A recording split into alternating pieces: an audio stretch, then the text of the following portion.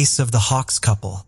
Thomas and Jackie Hawks set out on a journey that would lead them straight into the grasp of tragedy.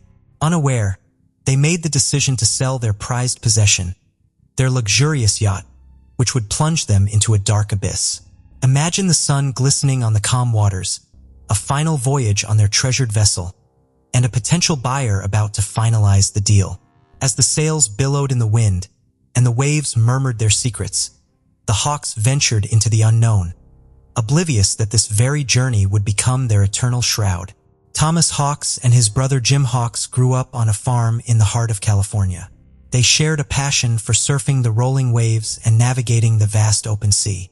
However, life's twists and turns saw Thomas answering the call of duty, trading the embrace of the ocean and joining the military. He even ventured into the harsh battlegrounds of the Vietnam War, leaving his mark as a veteran. Despite this, his resilience never wavered, and he transitioned into the realm of justice, becoming a dedicated probation officer.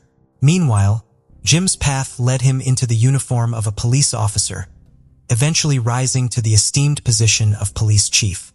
Service and duty ran deep in their veins. Thomas was a dedicated bodybuilder. He had sculpted his body, testament to his unwavering commitment to physical strength. His impressive physique was a symbol of his indomitable will. Life took its course, and Thomas married, bringing 2 sons, Ryan and Matthew, into the world. However, like the changing tides, the journey of their relationship faced unexpected turns, and they ultimately ended up divorcing. Thomas found himself in Prescott, Arizona, starting a new chapter in his life. His sons followed, drawn to their father in this new land. Then, in an unexpected but positive twist of fate, Thomas crossed paths with Jackie. They fell in love and their hearts entwined, sparking a love that burned brighter than the Arizona sun. However, Jackie carried scars not of the heart, but of life's cruelty, as a past accident had left her unable to bear children of her own. Yet her love knew no bounds as she embraced Thomas's sons as her own flesh and blood. This couple had always faced life's demands with unwavering determination. They toiled ceaselessly, their dreams woven into their hearts. Their aspiration to own a vessel, a testament to their hard-earned rewards, became a reality as they bought themselves a 55-foot yacht.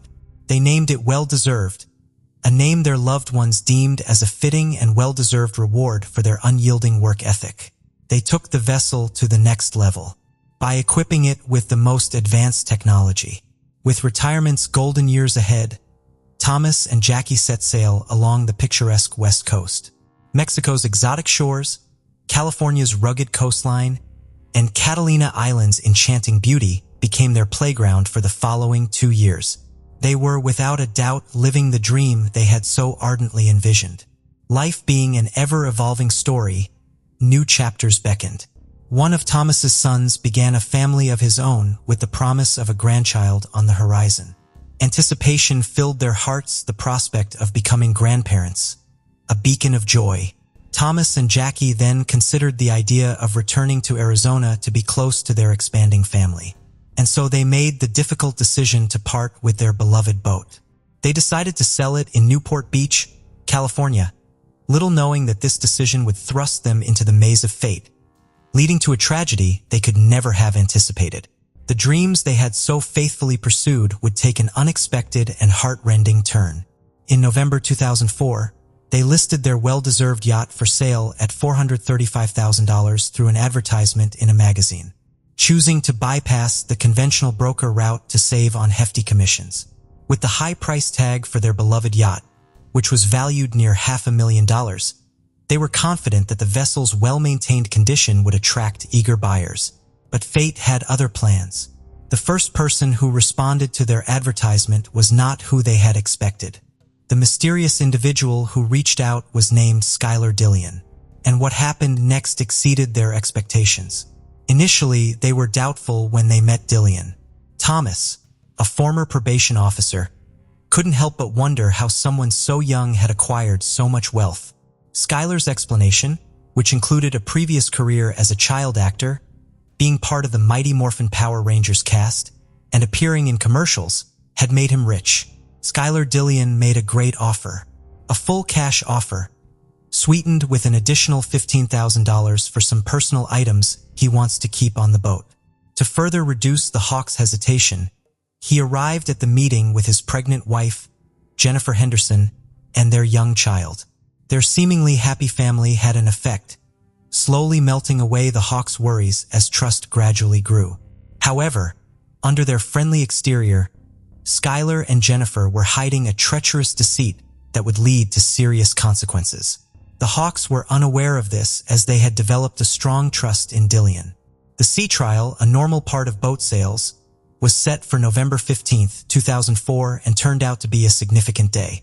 Shortly before the trial, on November 12, 2004, the Hawks went on a meaningful trip to Santa Catalina Island near the Los Angeles coast.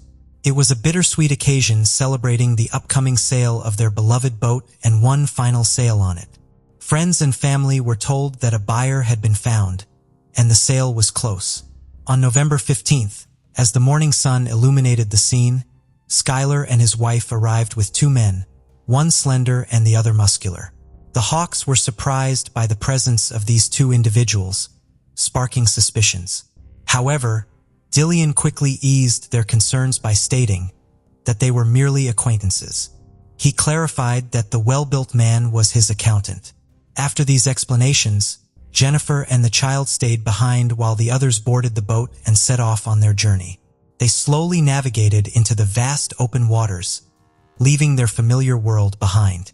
Little did they know this voyage would be their last, mysteriously marking the final time anyone would see them. As the sun set and darkness descended, Carter Ford, the port captain of the Lido Isle Yacht Club and a close friend of the Hawks, looked forward to their evening meeting with anticipation. Plans were in place and excitement filled the air. However, when night fell over Newport Harbor like a heavy blanket, an unsettling message disrupted the peace. Jackie called with troubling news that made Ford shiver.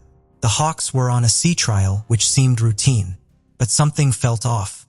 The buyer and his group had kept them out on the water longer than expected, leading to uncertainty.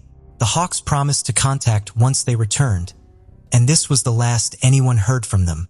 When the sun rose again, the yacht had returned to Newport Beach, but the couple was nowhere to be found. A puzzling mystery unfolded, as they seemed to have disappeared without a trace. Days passed with no word to their loved ones, their phones silent. To add to the mystery, Jackie's SUV was also missing, leading some to wonder if they had gone on a sudden road trip to enjoy their recent financial success, choosing to disconnect from the world as they celebrated. But the dark reality became clear: the Hawks were not on vacation. Something more sinister had happened to them, and it was only later that they realized this. A week passed, and the unusual silence from the Hawks sparked many questions and concerns.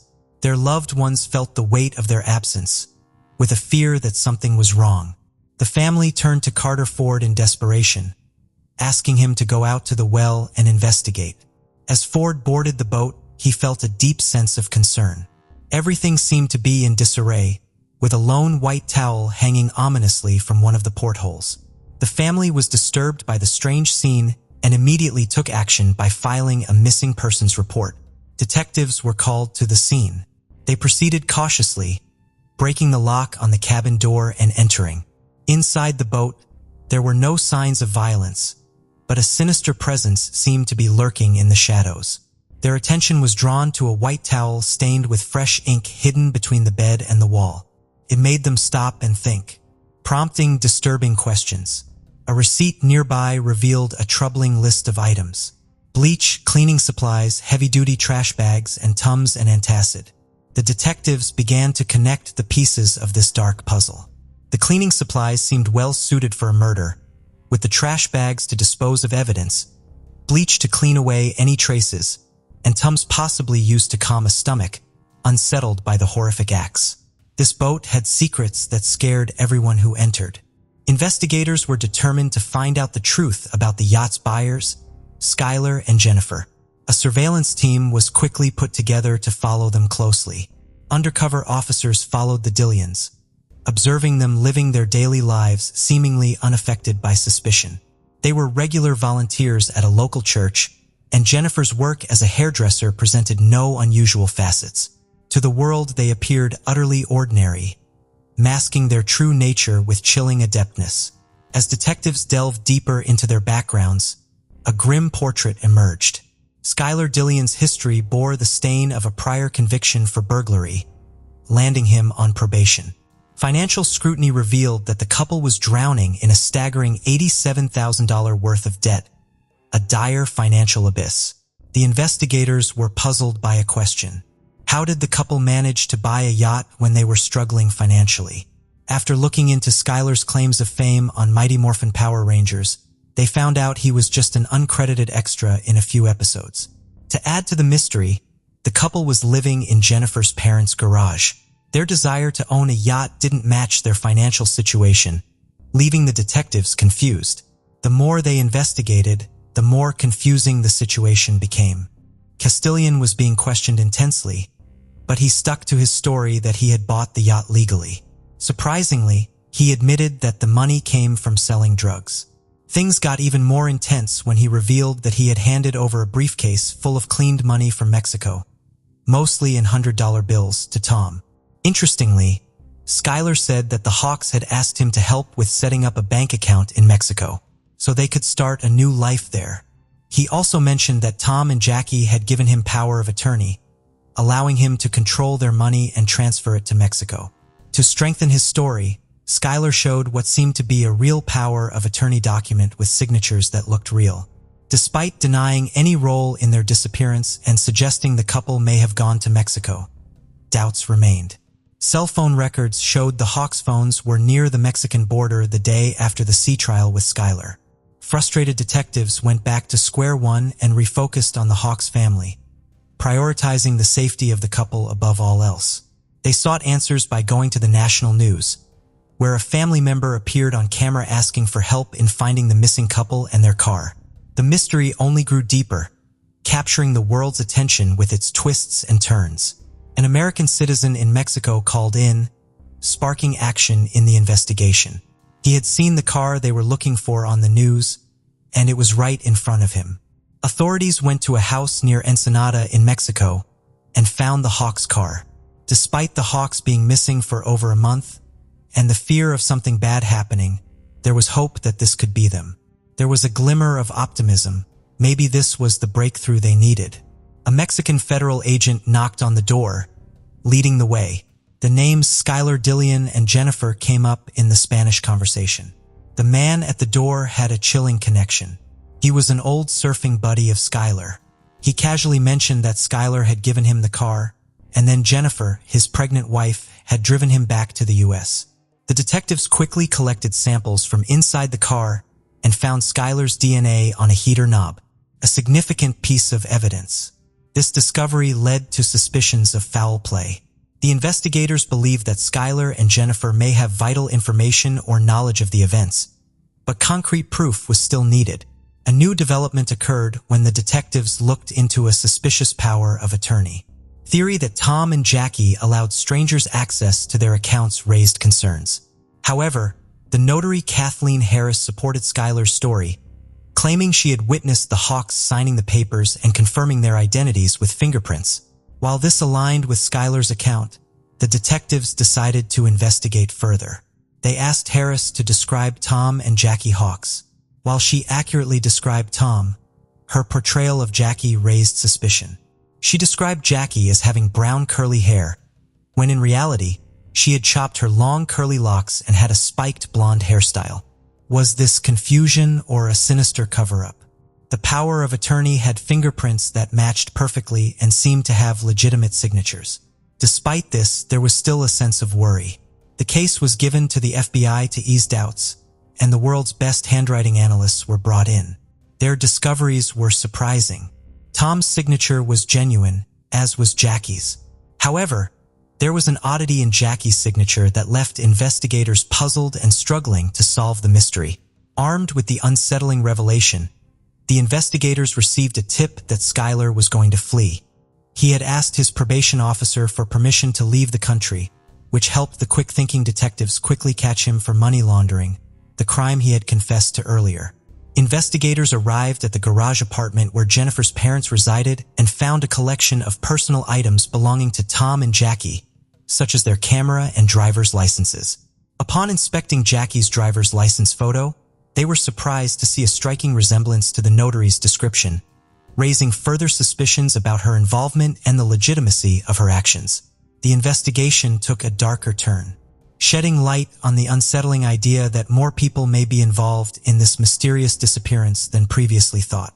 As the lies began to unravel, it exposed an intricate web of mysteries and secrets waiting to be revealed. In the garage, investigators found a business card belonging to an LAPD detective who worked with Interpol. They contacted the Interpol agent to discuss their investigation into Skylar's possible involvement in the Hawks' disappearance. The Interpol agent then shared that he had encountered Skylar a year earlier during a murder investigation in Mexico involving an American citizen. This connection raised the possibility that Skylar might have been involved in both cases. The main challenge was to find evidence. Detectives found something strange on the yacht. In photos, it had 2 anchors, but in reality only 1. Their suspicions grew as they realized the discrepancy. A chilling theory started to form. Detectives linked anchor absence on yacht to couple's disappearance due to Skylar's ruse concealing sinister plot to steal prized possession. Needed undeniable proof. The net was tightening. Jennifer's actions revealed her involvement in the plot. Her effort to drain Hawks' account was evidence of her awareness of the situation despite not being on the boat. But at a crucial moment, detectives identified a name in the power of attorney papers, a name that would shift the course in solving this puzzling case. The name belonged to a man who had witnessed the significant transaction, a man named Alonso. Alonso, who was only 19 at the time, resided with his parents and worked as a prison guard. A bond had developed between him and Dillian, while the latter was imprisoned for theft. Skylar had convinced Alonso to accompany him to the meetings. He was the slim man who had gone with him on the sea trial. Offering leniency in his punishment, they made an agreement with Alonso, pushing him to share his perspective and expose the chilling truth about the Hawks' destiny. As the tape recorder started playing, Alonso began to tell a frightening story.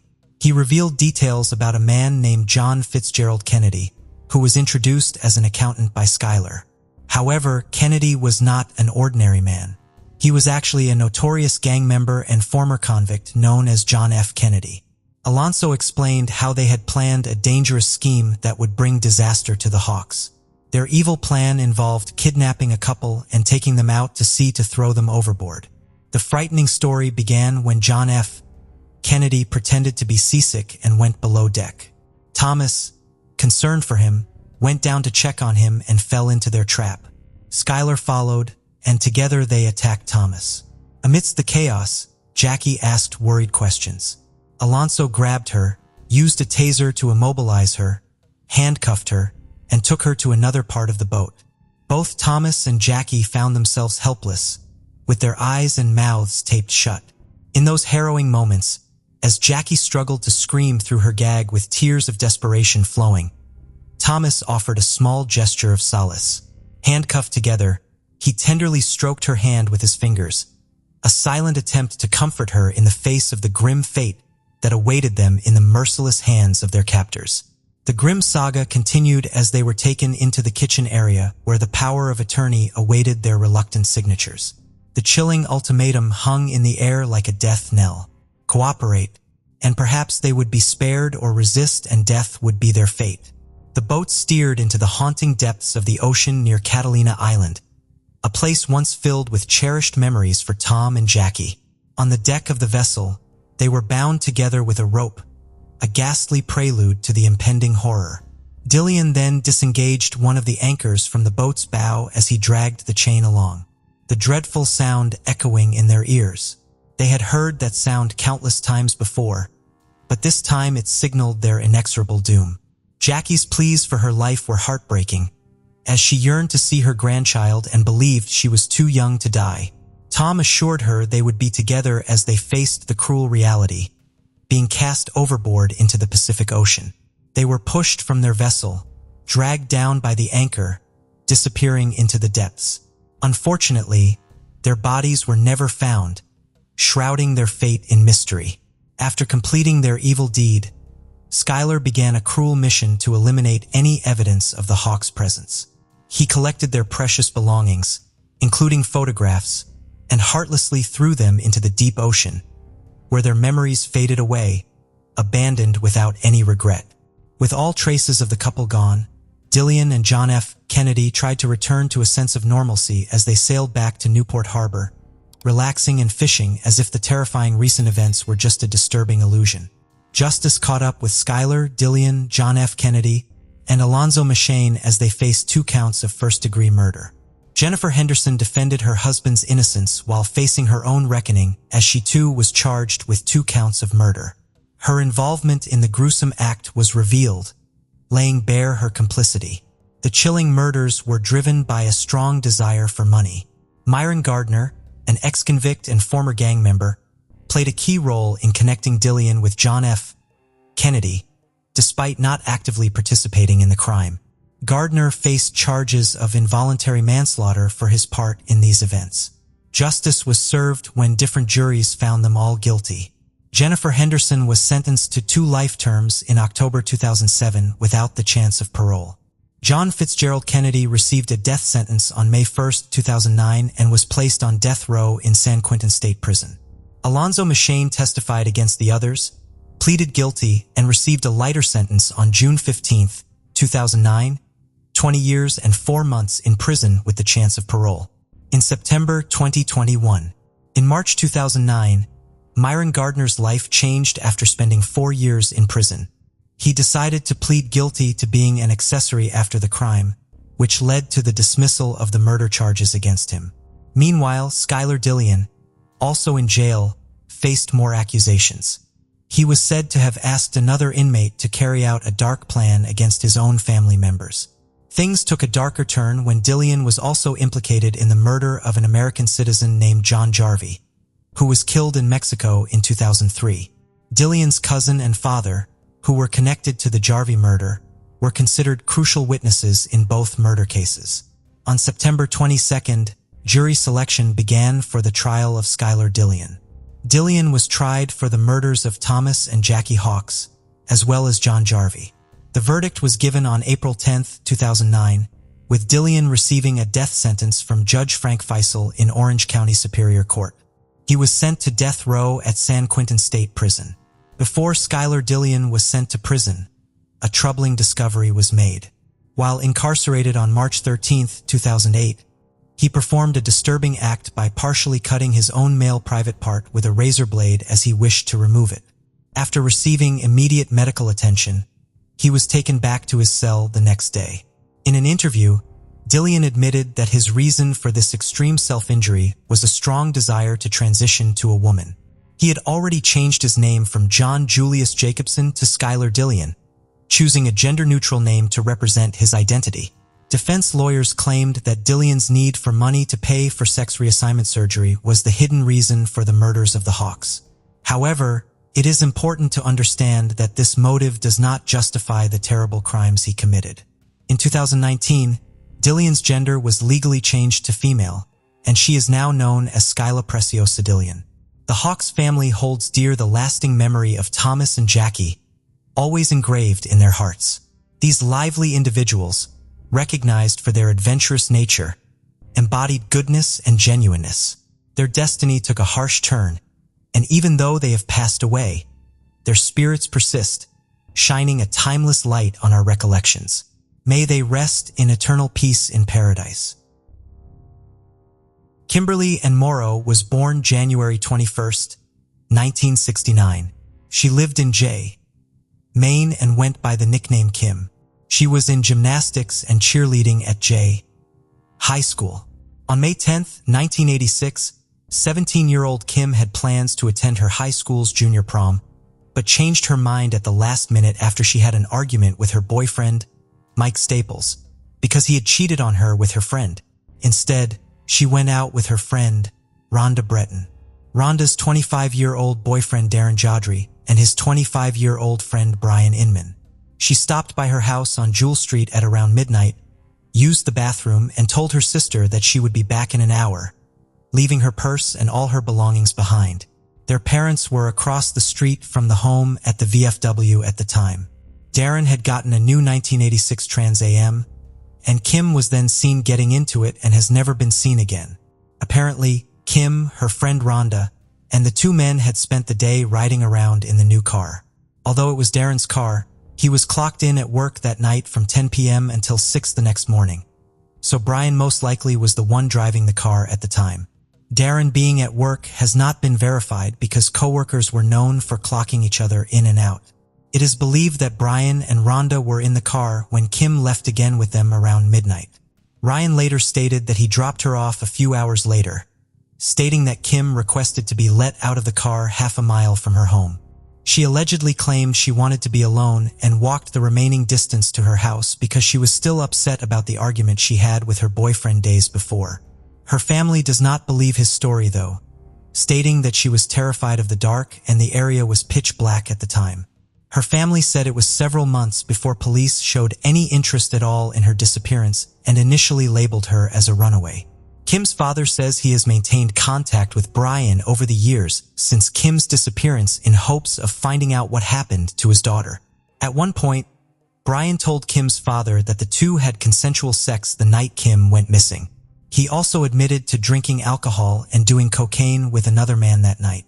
Kim's family believes she may have experimented with drugs to try and fit in, and some pills were found in the purse that she had left at the home that night. One of Kim's sisters speculates she died accidentally on the night of her disappearance and the people she was with covered it up. Her father also believes she died within hours of leaving home. Another person of interest is Calvin Tidwell. He was at the party the night Kim went missing and was allegedly heavy into drug deals, especially supplying the teens with them at the time in return for favors. The class ring that Kim kept on her necklace that belonged to her boyfriend Mike, with his name inscribed on it, was later discovered to be in Calvin's mother's cupboard. He later admitted while in prison for an unrelated crime to having the ring, stating it was traded for a bottle of alcohol, but denied having anything to do with her disappearance. In 2015, dozens of police searched a 5-acre property around the mobile home belonging to Brian, hoping to find evidence in her disappearance, but the search turned up nothing. In 2019, police excavated a concrete slab at a property in Livermore related to Calvin, a spot where Kim had been rumored to be buried for over 30 years, but again found nothing. They also searched 2 gold mines in Livermore with permission of the landowner. But prior to completing the search, the landowner called it off, and the search was never completed. The statements given by Rhonda, Darren, and Brian have changed many times over the years, especially from her friend Rhonda. She had told investigators that she was not close friends with Kim, despite there being many letters the girls had written back and forth, and they had spent a lot of time together for several months. Rhonda later died in 2009 by a hit-and-run driver in another state. The Trans Am they were riding in that night was not searched for 17 years. Kim's mother, Pat, died of cancer in 1988, but her father still lives at the same home they occupied in 1986. Foul play is suspected in her case, and police stated they have identified 2 prime suspects, but never publicly released the names. She was declared legally dead in 1993. For the past 35 years, her father Richard has plastered the town's telephone poles with her photo, hoping desperately for any information on the case. He states that he will never give up on finding his daughter, and as of today, this case remains unsolved. Was born to Narciso and Ramona and was nicknamed Tony. He was a great athlete and was described as kind, social, and very well liked. He graduated from Freiburg Academy where he played soccer and basketball. In 1999, 21-year-old Tony was a student at Framingham State University, majoring in business and psychology and minoring in Spanish. He had also just moved into an apartment in Barre, Massachusetts with his girlfriend. He would spend Mother's Day weekend with his family and then leave on May 9, 1999. This would be the last time she would ever see her son. Tony was last seen on South Street in Biddeford, Maine at 2 a.m. on May 21, 1999, and any details after this are unclear. He and a friend, Jason Carney, were visiting friends in Biddeford and in the nearby towns of Saco and Old Orchard Beach. The night Tony disappeared, His friend Jason said the two of them were at a friend's apartment and went out to meet some customers who were unhappy with the quality of drugs they had bought. Strangely, Jason would later return to the apartment alone and very upset. He said he had walked with Tony to the Whistle Stop, a nearby convenience store, at around 2 a.m. He claimed Tony was looking for a ride to either North Conway, New Hampshire, or back home, and said a man in a red truck was going to drive him. When Jason was questioned by investigators, he would say the drug deal went bad and the people to whom they were selling the drugs were unhappy, but he never elaborated on what actually happened. A Maine State Police lieutenant would describe Jason as an individual with a questionable past and a person who had little integrity and had a lack of credibility. They also felt that Jason never provided accurate information on what actually happened to Tony. Tony's family would report him missing on May 24th after his girlfriend notified them that he had failed to show up for work. Stephen and Daniel Sanborn were the last people known to have seen Tony, and they were also the last people to see 15-year-old Ashley Willett, who was killed in Scarborough, Maine in February 1999, a few months before Tony disappeared. The Sanborn brothers attended high school with Ashley, and Stephen had dated her briefly. She was at their home the night she was killed and was found in the middle of a road 10 miles from their home and had been strangled to death. Stephen and Daniel are considered possible suspects in her murder but have never been charged. Tony told his parents he knew who killed Ashley, and his dad told him to either go to the police or keep his mouth shut about it. This is where the theory comes from that Tony was murdered because of his knowledge about Ashley's death, but that theory has never been fully verified and her murder still remains unsolved. Another theory is that Tony's disappearance was drug-related. Investigators believe Jason was involved in Tony's disappearance, and he may not have been truthful about the drug deal. Jason moved to Rhode Island sometime after Tony went missing and then died of a suspected drug overdose in 2015 at the age of 36. Investigators have been in contact with Jason's relatives and a former girlfriend since his death and believe he was involved in Tony's disappearance. Ramona and Narciso Torres just want to give their son a proper burial, and with the help of donations from area businesses, they're increasing the reward for information to $16,500. His mother stated that they just want someone to come forward and say where his remains are. The parents say they think about their son every day and hope for some kind of justice. But as of today, this case remains unsolved. On April 19, 1991, around 1 in the afternoon, David Hibbs arrived at his house eager to tell his mother, Joy Hibbs, that he had made the honor roll on his report card. Unfortunately, instead of finding his family house in Corydon, Pennsylvania the way he had left it, he returned to find it in a smoke-filled state. David ran to the back kitchen door after noticing that his mother's car was in the driveway, but heavy smoke stopped him from going through. David somehow managed to observe that the 4 gas stove burners were all lit up. At his young age, the only logical reason to what must have caused the fire was that his mother had been cooking and had forgotten to put out the fire. A helpless David yelled for assistance in panic. He was heard by neighbors doing yard work, and they tried to go in to find Joy Hibbs, but the fire was too fierce. They immediately called the firefighters. Before the firefighters arrived, as the fire increased and burned endlessly, the neighbors tried to put it out with a garden hose. After what seemed like a lifetime, the fire was finally put out by the firefighters, and a paramedic sadly informed 10-year-old David that his mother had passed away. The body of 36-year-old Joy Hibbs was found by the firefighters in David's bedroom. She had been burnt beyond recognition on the remains of David's mattress. Initially, detectives thought Joy Hibbs had perished in an accidental fire, but an autopsy revealed otherwise. There was no indication that Joy had inhaled smoke. Thus, it was obvious that she had already passed away before the fire was started. Also, Joy Hibbs had been brutally assaulted, strangled with wire cords, and then stabbed 5 times in the chest and neck before her attacker purposefully started the fire to hide every iota of evidence at the scene. This was a clever cover-up approach by the killer, given that the house had been completely destroyed from the fire, and that the neighbors had destroyed important evidence while attempting to put out the fire. According to the findings of the fire marshal's investigation, the fire originated from 4 different locations in the home: 2 in the kitchen, 1 in David's bedroom, and 1 in the corridor. According to the investigators, the morning of her death, Joy had cashed her paycheck. Her purse's contents were tossed on the living room floor, and the police found her wallet stuffed under the couch.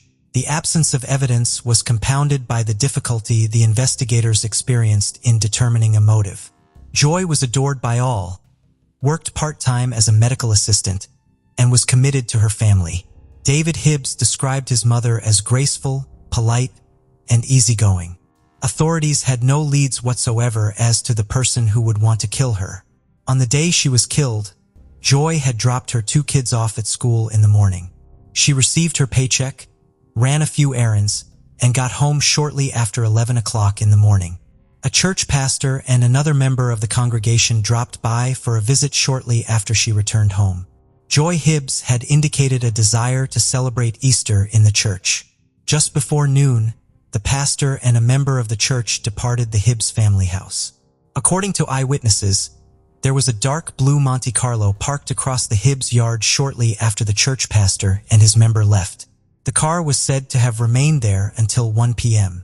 2 days after Joy Hibbs' murder, former Bristol County Police Chief Tommy Mills, who was also a narcotics detective, reached out to the residence of Robert Francis Atkins in Falls, Pennsylvania. Robert lived about 2 hours away from where Joy Hibbs lived. Joy and her husband would occasionally buy tiny amounts of marijuana from Robert Atkins, who also appeared to have been their former neighbor. Robert resisted letting the detectives into his house. In the driveway, Detective Tommy Mills spotted a dark-colored Monte Carlo that matched a witness's description of a similar vehicle parked carelessly outside Joy's house shortly before the neighborhood heard the fire.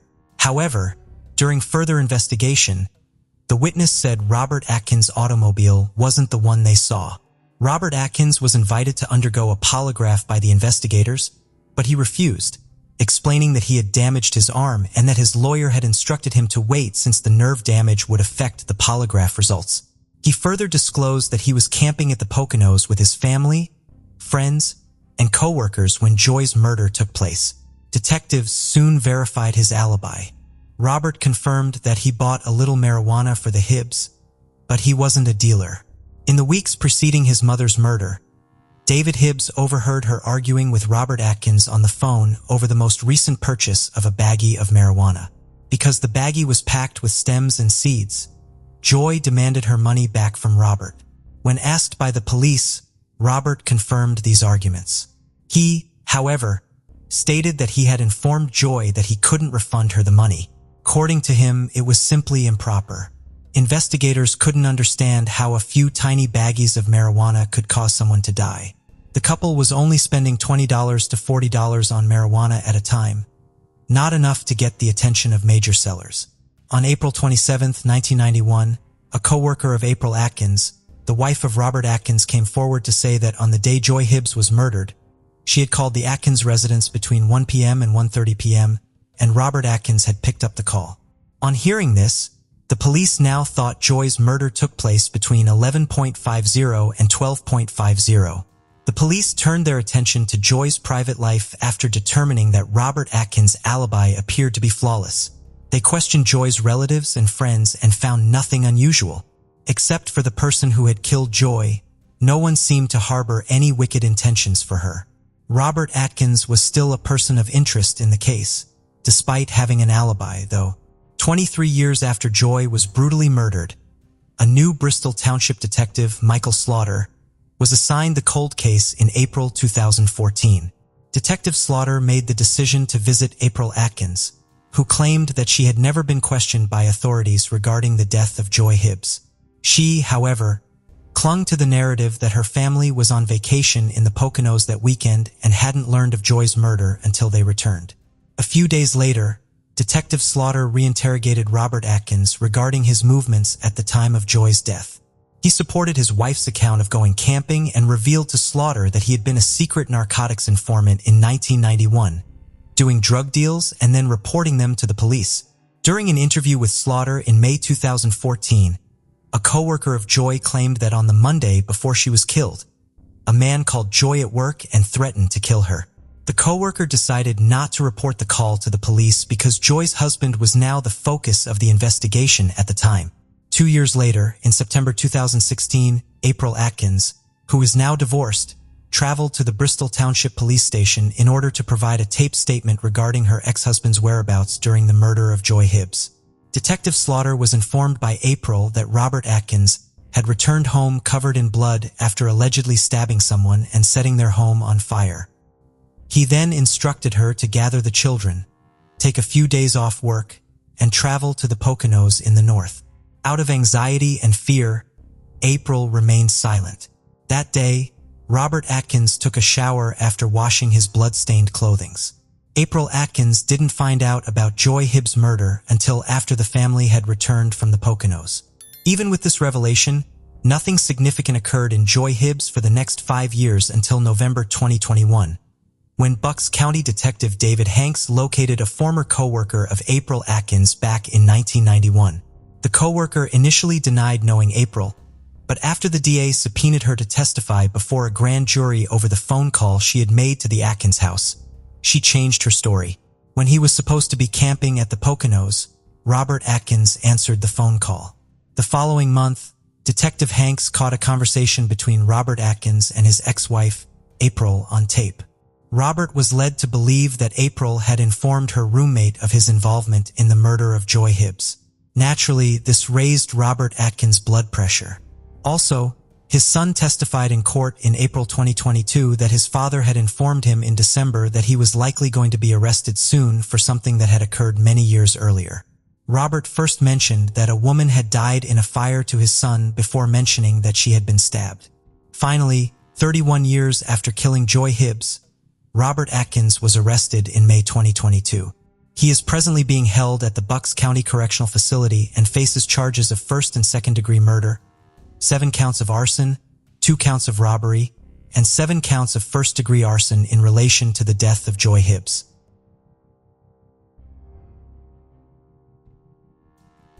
Corpus Christi resident Kevin Davis strangled his mother before hitting her in the head with a hammer, splitting her skull. Davis then swirled her brain around before sexually assaulting her corpse. Davis was sentenced to life in prison for the crime of a mom who he described as the best. In 2014, Kevin Jasrell Davis argued with his mother, 50-year-old Kimberly Hill, in the Corpus Christi, Texas apartment he shared with her and his sister Destiny. On May 26th, Davis called 911, reporting that he'd just murdered his mother. Once at the police station, an 18-year-old Davis vividly detailed the day's events, sometimes with a smirk on his face. What he told detectives was gruesome and shocking. Kevin admitted bashing in Hill's head with a hammer, swirling her brain around, and then sexually assaulting her corpse. On the morning of March 27, 2014, Davis, bored and frustrated with life, told his mother he did not like people and that he wanted to commit suicide. Obviously caught off guard by the statement, allegedly told her son that she could not stop him if that was what he wanted to do. Kevin later told police hearing this from his mother enraged him. It was then he decided to take her life. As Hill sat on the couch in the living room, Davis came up behind her, attempting to strangle her with a cord. Hill began screaming. Kevin panicked, retreated a hammer, and began bashing in his mother's skull.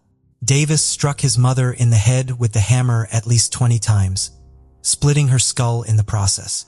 Davis then retreated a kitchen knife that he inserted inside his mother's head wound. He swirled her brain around to make sure she was dead, Kevin claimed, and then inserted his hand inside the wound. He would tell detectives during a taped interrogation that his mother's brain felt like putty.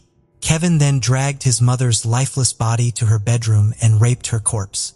When he finished the sadistic act, he went to a neighbor's house, saying he just killed someone and needed help. The neighbor dialed 911. Police arrested Davis without incident. At the police station, he made a full confession of the crime, giving details that even seasoned detectives found highly disturbing.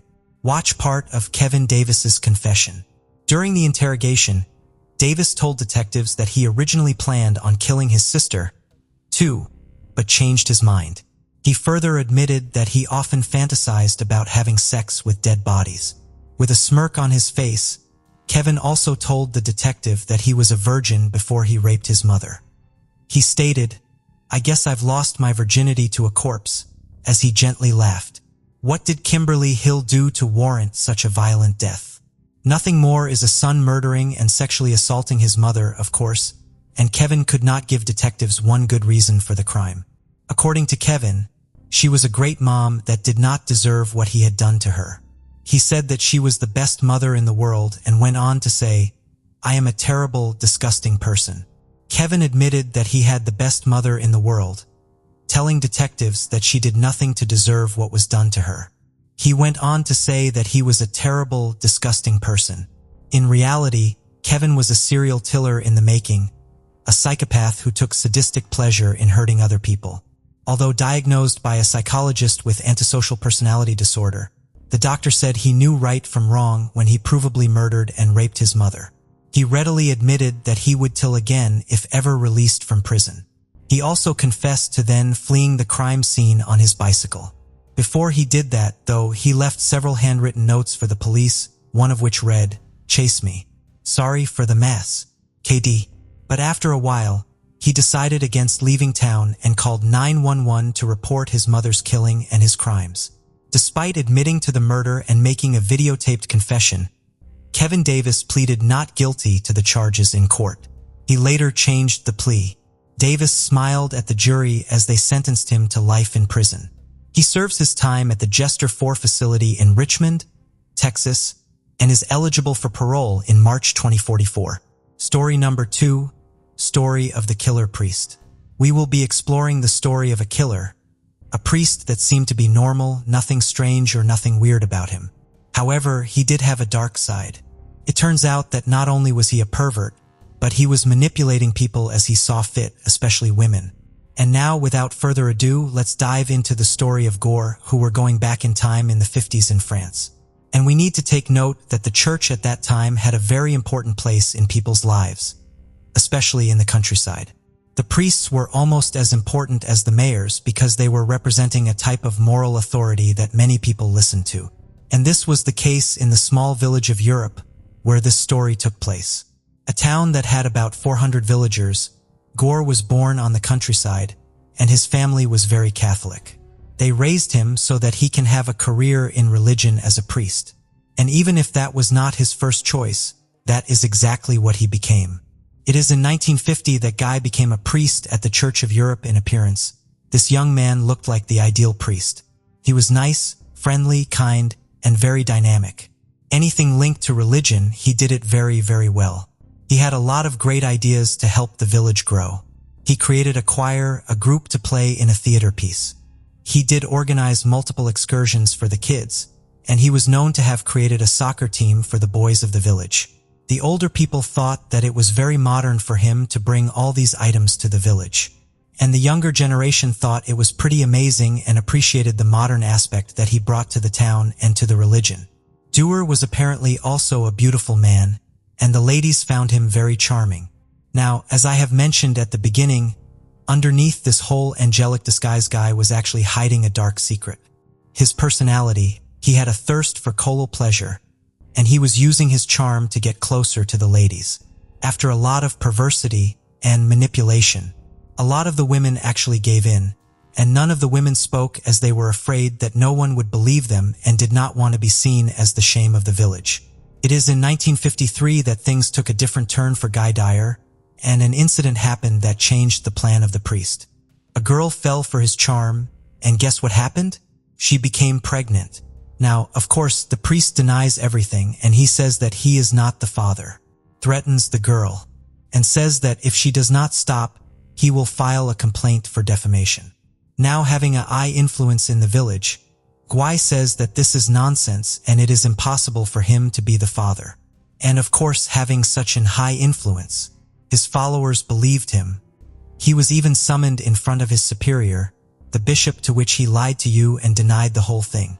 And of course, this whole situation was shut down in reality. He was actually the father, and he actually took the girl to another village to give birth, where he convinced her to give away the child. And of course, that story was never heard of or told to the villagers, or we could say maybe presume that if people knew, they decided not to say anything, because the priests had such a high influence on the villagers that they did not want to go against him once the story died. Guy went back to his normal ways and kept manipulating the people like he did before. But there was another incident in 1956. Renee Faye's 19 years of age got pregnant, and again by Guy Dyer. Contrary to the other women, Renee did not want to give away her child for adoption. Not only that, but she wanted to raise him in the village of the Uruf, where the priest was terrified. And he was afraid that eventually the child would grow up and resemble him. He was also afraid that this woman would actually speak, eventually, speaking of which. In 1956, rumors started to make surface. A lot of parishioners were becoming pregnant in mysterious ways, and no one knew who the father was. The priest then starts to think about a plan and ask a military man from another village to come to town and pretend that he was the father. Unfortunately, that strategy did not work out, and no one believed the soldier was the father. That only made things worse for the mysterious pregnancies. December 3rd, 1956 is a date that changed everything for the priest. Kai brings Rain in on a deserted road to try and convince her one more time to give up the child. She refuses again, and she was tired of the priest's request. So you know what she did. She got out of the car and started to walk back the opposite way back to the village. At night, Guy Dyer got out of the car and pulled out a 6.35 caliber pistol and fired 3 shots. The 3-shot hit Regine in the back of the neck, and she died on the spot. Once the crime committed, the priest walked to the victim, entrusted her, and took out a knife and started to open Regine's stomach. From her stomach, he removed the baby girl that was still alive. The priest remitted again, an act that cannot be forgiven. He strangled the baby, stabbed it, disfigured it, and he did all the thinking to himself that if the baby is massacred that way, there would be no way, no DNA, if you want to call it that way, no DNA to trace the baby back to him. The disappearance of Regine was actually reported in the evening, and the weird part is that the priest joined the search party to find the Regine. Can you imagine that situation? I mean, the killer is with you and the search party trying to find the person that he just murdered? Is it just me, or that is just like twisted? The body was found very quickly, and because the priest was not an assassin, he didn't think about cleaning up the crime scene, so it didn't take long for the cops to find the murder weapon, and they found the weapon casing that linked back to the priest. So the priest is now a suspect, and one asks, during the interrogation, the priest denied everything, however, because of all the pressure he was getting. He just cracked and admitted everything. Now that story came out, and everyone was devastated in France because he is now a criminal, and the church asked for to be locked up with a false name so that it would not affect the church. And also, the main reason was to make sure that the crime was not associated to the church. The court addressed the case of Guy de Noyer on January 24, 1958. Of course, the villagers and the public opinion wanted the priest to be sentenced to death. The life of Guy was defined as a person that did enjoy luxury, sexual relations, and admired his own authority. And on his side, the priest was asking forgiveness because he had no clue what he did wrong.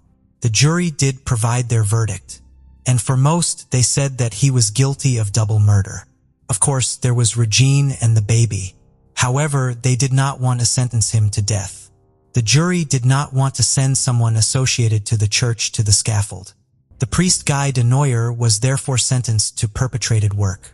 Now that situation raised a lot of questions regarding the responsibility of the Catholic Church.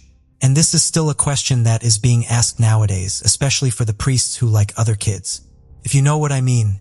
There was an investigation that was done, and the report came out saying that the church knew the dark side that he was hiding before he was pronounced priest. His superiors noticed that he did not have a lot of faith and he was not really a believer in Catholic religion. The investigation did show that before being priest in Europe, he was sent to Plymouth. While he was there, he did have a sexual relation with his parishioner, and instead of removing his status, they just transferred him to another city. Even there, his weakness for women did not stop, as he did have multiple sexual relations. You would think that the church would revoke his status, but instead he was just transferred to Europe, where the church was isolated and his temptations might be lower. But as we have seen, this was not the case. De Noyer was released in 1972 after being detained for 22 years. He was the oldest prisoner of France. Once again, the church came to his help after he was released from prison. He was welcomed in a monastery in Brittany, or he stayed there until he died on April 21, 2010, at 90 years of age. Now we go to story number 3. Family slaughtered at Wells Great Provincial Park. The killer stalked the family while he let his violent fantasies run wild. 3 generations of a family left to go camping on August 2, 1982. They set up camp in the Welsh Great Provincial Park, located roughly 120 kilometers north of Kamloops in central British Columbia.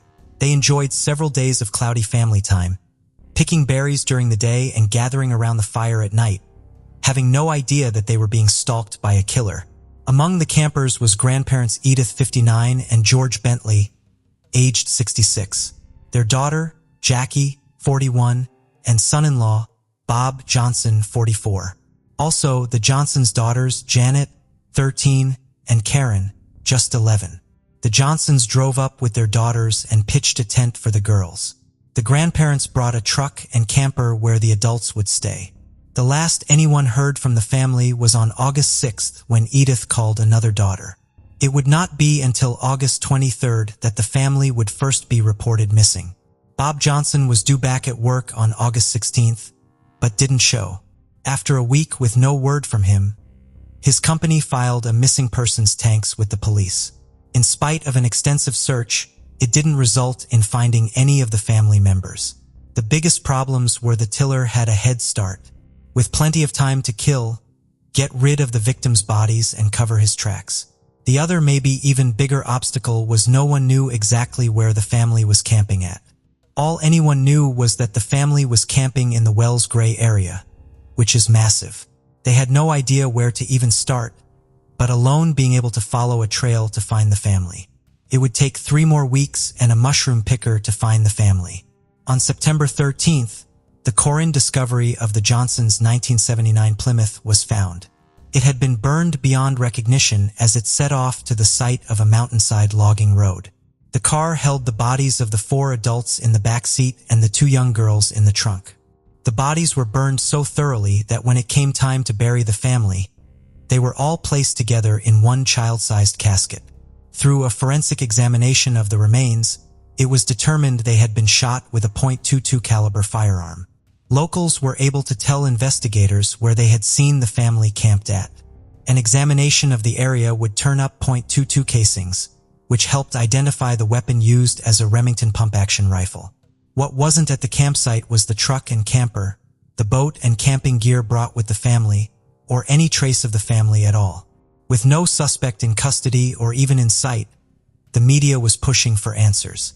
A tip came in that the family's truck and camper had been spotted. The witnesses said it was being driven by 2 French Canadians in central Canada. The media sprang into action, throwing this up as their headline and demanding the killers to be caught. In April, with still no leave, the investigators knew they needed to get creative. They reenacted what they believed was the crime scene for TV cameras inherited across Canada. The next month, the police drove a replica Ford camper truck to Ontario in Quebec in an attempt to draw awareness for what people should be looking in a for. What it did instead was flood the investigators with over 13,000 tips and sightings of the replica vehicle. The reward was raised from $7,500 to $10,000 for information leading to the truck. None of the tips led to the discovery of the camper and truck. It would be found by sheer luck. 2 forestry employees were working on a logging road and stumbled across it. The camper had sat there on Trophy Mountain for 14 months, only a few kilometers away from the crime scene. The camper was burned out like the car holding the family's bodies. This left the authorities to believe they were looking for someone local to the Wells Gray area, and not 2 French Canadians as they had been searching for, since it was more likely that a local would know about the locking roads and the area in general. Taking a closer look at the person who lived closest to the crime scene led them back to David Rullian Shearing, 24. They have received a tip about him earlier in the investigation. When they followed up, the tipster had quite a bit to tell them. I hear earlier Shearing had asked him about re-registering a Ford truck and how to repair a hole in its door. This was a tip that the police had never divulged after finding the truck. Had a bullet hole in the door. After an interrogation by the Royal Canadian Mote of Police, Shearing confessed. He went so far as reenacting the murders for the detectives. He turned over evidence that he had stolen from the family and the murder weapon, the .22 caliber Remington rifle. The ballistic test would prove that this was the weapon used to kill the family. The same weapon that had been hanging on his walk the very first time the authorities went to ask him about the family, right after they had been reported missing. Maybe it was because his father was a prison guard or his brother was a sheriff. But Shearing wasn't suspected when first interviewed. In his confession, he gave details of how it all happened. He had first noticed the family when he set up camp, fixating on the two young girls. Then, over the next few days, he watched their every move. On the night of August 10th, Shearing watched as the adults sat around the campfire and had seen the girls go into their tent for the night. From a distance, he took out the 4 adults with sniper shots. He said he then killed the 2 girls from their tent as they slept. After he said he loaded all the bodies into the car and moved it to the logging road, then set it on fire with 5 gallons of gasoline. He then cleaned up the campground, removing the family's possessions, including the camper and truck. It would only be later that he burned these as he was unable to transfer them into his name. He claimed that he killed the family because he wanted to rob them of their possessions. It wouldn't be until after Shearing was convicted that he gave his full confession of how he had been stalking the family. It was the girls that he fantasized about having sex with that kept him interested. That's why, after telling the adults, he kidnapped the girls and took them to his property nearby. There he raped and terrorized them for over a week. On August 16th, the day their father was due back at work, Shearing took Taryn away from her big sister. Once alone, he shot the girl in the back of the head. Janet would be left alive for one more day of torture before she would be killed like her sister. With the girls now dead, he took their bodies to the Johnsons' car where the other family members had been placed. He had actually only hidden the car in some bush. He put the girls in the trunk and got into the driver's seat with the 4 decomposing adult bodies in the back seat, driving it to its final resting place where it would be found by that mushroom pick for burnout. David Shearing pled guilty to 6 counts of murder. Shearing was sentenced to life in prison with no eligibility for parole for 25 years, the maximum penalty for second-degree murder. This would be the first time that this sentence was handed out in Canadian history. David Shearing, who changed his last name to his mother's maiden name of Ennis, was first eligible for parole in 2008. The National Parole Board ruled against his release, citing that he was still having violent sexual fantasies and had not completed a sex offender treatment program, so he was not ready to be released. Again in 2012, he was turned down for parole, applying again in 2014. But before his hearing, he withdrew his request. The National Parole Board has also been given a petition which has over 15,000 signatures, advocating for the violent offender to never be released. In his own words at one of his parole hearings, David tries to plead for freedom, saying this about himself.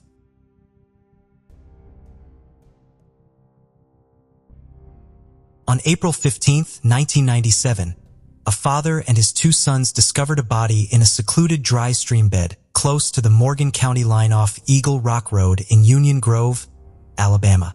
The skull, hands, and feet of the deceased individual had been removed on purpose, probably to hide his identity.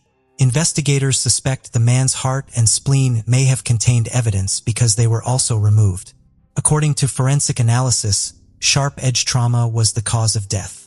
The gruesome efforts by the victim's killer or killers appeared to work because for years investigators were unable to identify the victim.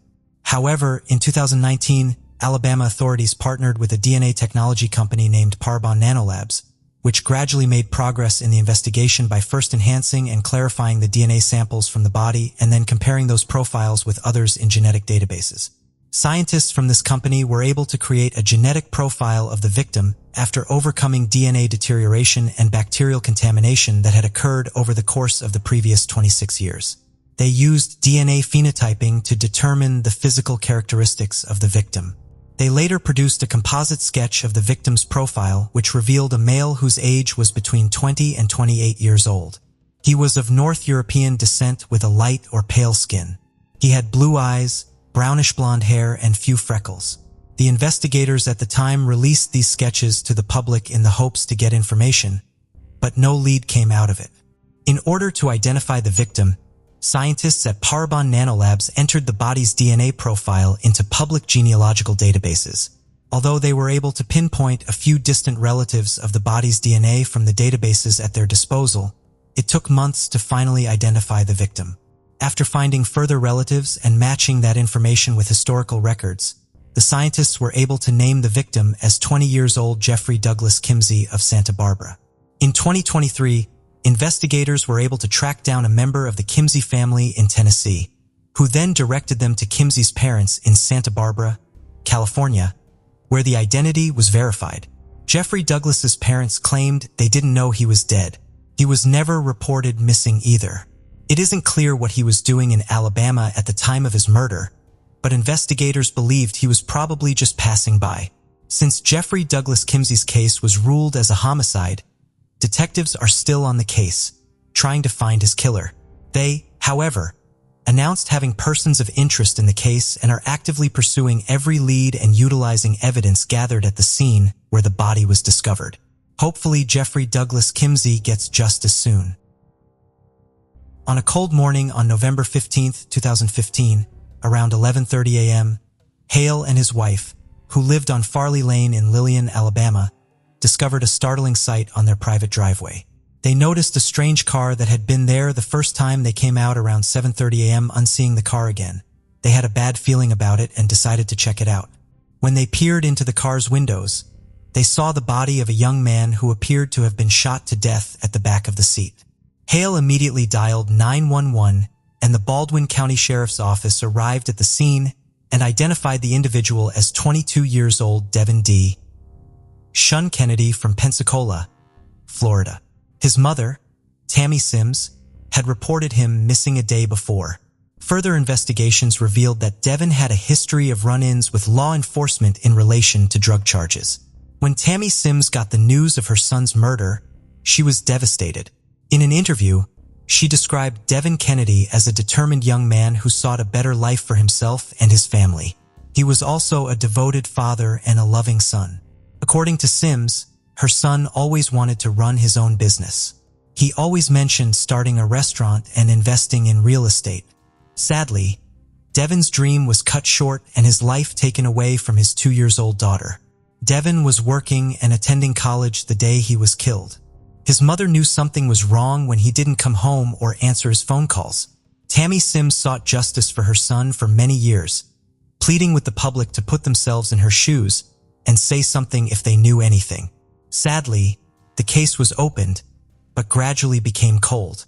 Police also investigated the case at the time and identified a few people of interest, but they did not have any solid evidence to link them directly and charge them with the crime. For 8 years, Devin Deshaun Kennedy's case file stayed cold on the Baldwin County Sheriff's shelves. In April 2023, the Baldwin County Sheriff's Office announced the arrest of 32-year-old Decadai Darnell Herring, who has been charged with the murder of Devin Deshaun Kennedy. According to the police, they earlier received information that eventually led to the arrest of Decadai Herring, but they never mentioned what information it was. According to detectives, Devin and Herring may have known one another, and the motive for murder was robbery. Herring had shot Devin elsewhere and left him off at Lillian, Alabama. Decode Herring's first court appearance took place Friday afternoon on the 21st of April 2023. He informed the judge that he had been imprisoned for the past 7 years in Florida due to a felony firearms charge.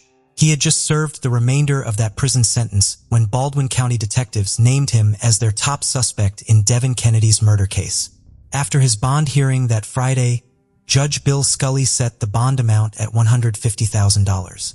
Dakota Herring would be required to wear a GPS ankle monitor and be prohibited from leaving the state as part of the terms of his release if he were to successfully post bond. The young son of a woman named Devon Johnson was playing behind their Brookhaven trailer park house on Hurst Street in Opelika, Alabama on the afternoon of January 28, 2012, when he discovered a small human skull. Startled, the little boy ran inside to inform his mother, who then dialed 911. In a short period of time, authorities reached the location and retrieved the skull. They then spread out into the woods and discovered more human remains. Also, a pink long-sleeved shirt with heart buttons and ruffles was found. This was discovered next to a brook, but it was unclear to the investigators whether it was associated with the human remains. Following forensic examination, it was discovered that the bones belonged to an African-American girl between the ages of 4 and 7. In line with malnutrition, the results also showed that the young girl's bones were underdeveloped. She had an obvious abnormality to her left eye, which was presumably brought on by abuse, and there were indications that she had been physically assaulted before her death. The young girl suffered fractures to her ribs, shoulders, limbs, legs, and skull. She suffered more than 15 separate fractures from blunt force trauma in total. All these injuries had been incurred before she passed away. The girl's DNA was run through the missing person database, but no matches were found. The police soon appealed to the public for information. Unfortunately, there were very few tips, and after just 4 months, the case was closed. The unnamed youngster was later referred to as Opelika Jane Doe or Juvenile Jane Doe. In an effort to get some urgently needed information, federal agents at the FBI office in Quantico, Virginia, used forensic imaging equipment to create a sketch of what the young girl may have looked like while still alive. The composite sketch was made public by the detectives.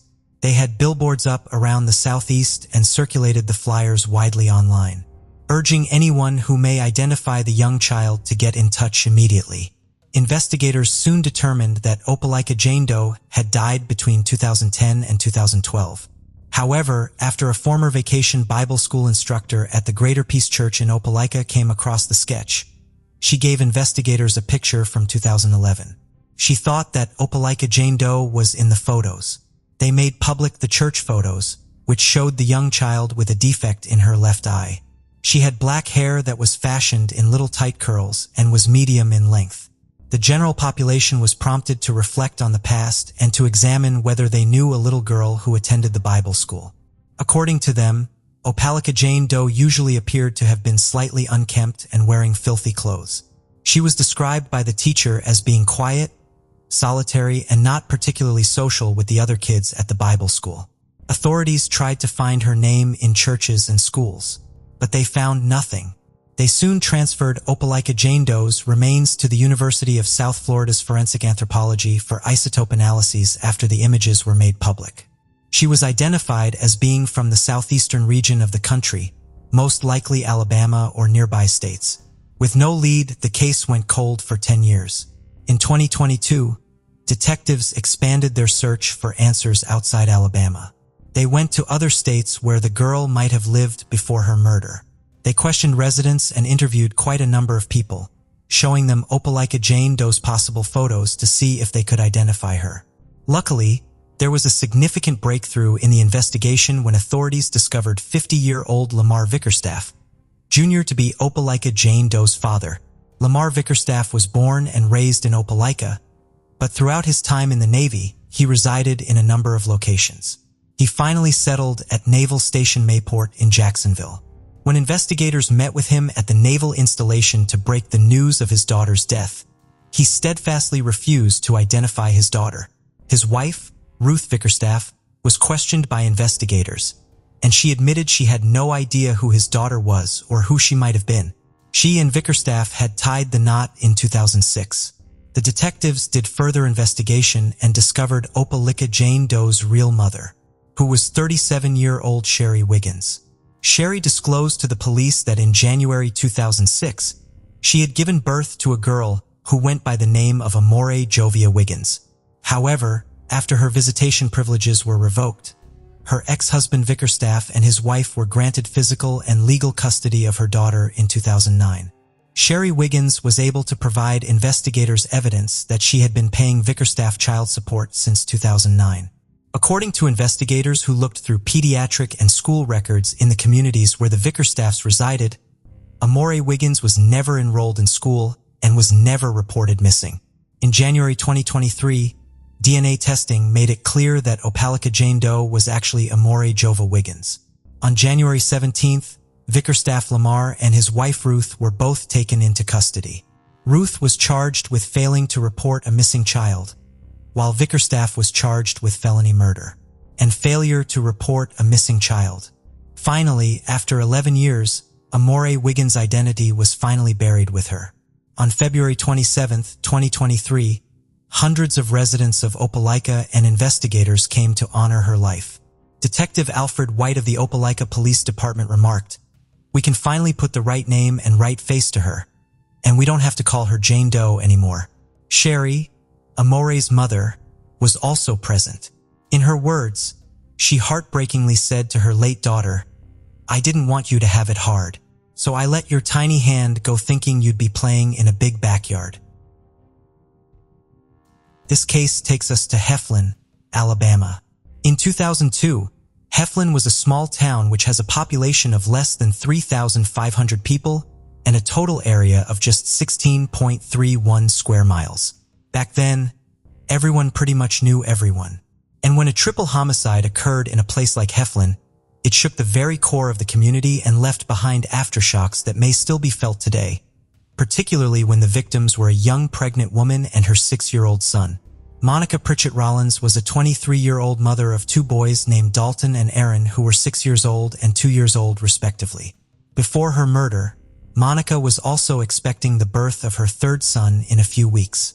After she and Jeremy Rollins, Dalton and Aaron's father and her high school lover, made the decision to separate and file for divorce, Monica and the boys moved into their Sugar Hill Road home in late 2001. On Friday, September 13th, 2002, Donald Pritchett, Monica's father, had been looking forward to Monica and the boys' arrival at his Anniston house, so he could finally give Dalton his gift, a colt Dalton had named Mojave. When they finally arrived, they spent the evening talking, eating, and riding horses, before Monica and the boys returned to their Heflin house at around 8:30 p.m., with the intention of returning later that weekend. But after the weekend had passed with no further communication from Monica, a family member made the decision to go see if everything was well with her and the kids. Nothing could have prepared them for what they discovered when they arrived at Monica's mobile home around 10:45 a.m. on September 16th, 2002. Monica and her first son, Dalton, had been cruelly killed in their own house. According to autopsy results, they died as a result of multiple stab wounds they sustained somewhere over the weekend. Because of the assault, Monica went into labor. Her unborn child was later discovered dead and only partially delivered. Aaron, her 2-year-old son, was discovered hidden in a closet, inside the house alive and unhurt. Around 6 p.m. on the same day, Jeremy Rollins left Southwire after completing a 12-hour shift. He found out about the killings of his ex-wife and his oldest son a few hours later when the police requested him to report to the station. As the investigation progressed, officials claimed that Jeremy was not a potential suspect and that he cooperated with the inquiry the entire time. The detectives did all they could to find the culprit at the time, but there were no tangible leads. At the time of the murder, DNA, fingerprints, and other types of evidence had been gathered at the crime scene and transferred to the Alabama Department of Forensic Science for examination. Unfortunately, due to budgetary restrictions, the forensic department experienced severe backlog problems at the time of the killings, which caused a delay in processing. The case went cold for decades until January 2021 when investigators reopened the case. They re-interviewed 60 people and resubmitted a cigarette but found at the crime scene to the forensic lab for DNA testing.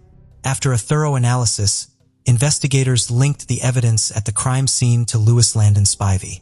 Spivey, who is now 36 years old, was 18 when he allegedly killed Monica and Dalton. He was romantically involved with Monica. After the murders in 2010, Louis Spivey was imprisoned in Florida for 15 years due to a separate robbery and severe assault case from Bay County. Investigators visited him in prison for an interview.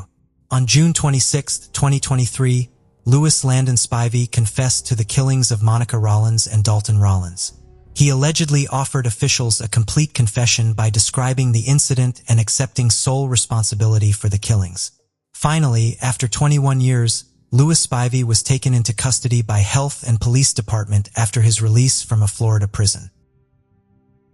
The case of Ryan Poston.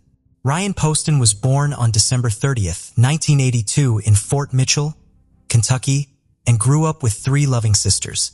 His parents provided him with an adventurous upbringing, allowing him to attend schools in Switzerland and the Philippines. Ryan's good looks, charming features, and charismatic personality made him a standout among his peers. After completing high school, he attended Indiana University, where he excelled in his studies, graduating with honors in 2005 with a triple major in political science, history, and geography. Following in his family's footsteps, Ryan pursued a career in law and enrolled in Salmon P. Chase College of Law at Northern Kentucky University. His ultimate goal was to run a successful law firm providing fair and competent legal representation to those who couldn't afford high-priced attorneys. After a painful breakup in 2011, Ryan turned to his cousin, Carissa, for support. During this time, he regularly visited her in Lexington, Kentucky, where he met Shauna Hubers, a native of the city. Shauna was a charming and lively individual with a warm personality that drew people to her. Despite their 8-year age difference, their mutual attraction grew stronger with each visit Ryan made to Lexington. As they spent more time together, their connection deepened. Shauna began to spend more weekends in Highland Heights, where Ryan lived, taking care of him and cooking for him. However, their promising future came to a devastating end on October 12, 2012. In a distressing 911 call, Shauna revealed that she had just killed her boyfriend Ryan. She described a harrowing scene of domestic violence that had escalated out of control, claiming that Ryan had attempted to physically abuse her and confronted her with a gun. According to Shauna, she panicked and pulled the trigger, shooting Ryan, and then shot him several more times, believing she was putting him out of his misery. Within minutes of Shauna's call, officers arrived at the scene, responding to the shocking tragedy. When police officers arrived, they told Shauna to come out of the apartment with her hands up. At first, she was hesitant, but she eventually complied. As she walked out, the officers told her to lie down on the ground. Shauna was clearly upset as she followed their instructions. After handcuffing her and putting her in the patrol car, the officers went into the apartment and found Ryan Poston's body on the dining room floor, covered in blood. The crime scene investigators found that the apartment was slightly messy, but nothing out of the ordinary for a 29-year-old man. The investigators learned that Ryan had a concealed carry permit and owned guns, including the Sig Sauer semi-automatic that Shauna used to shoot him. From the evidence, they determined that Ryan was sitting at the table when Shauna shot him. They knew this because of the blood on the table. However, the fact that many items on the table were undisturbed raised doubts about Shauna's story.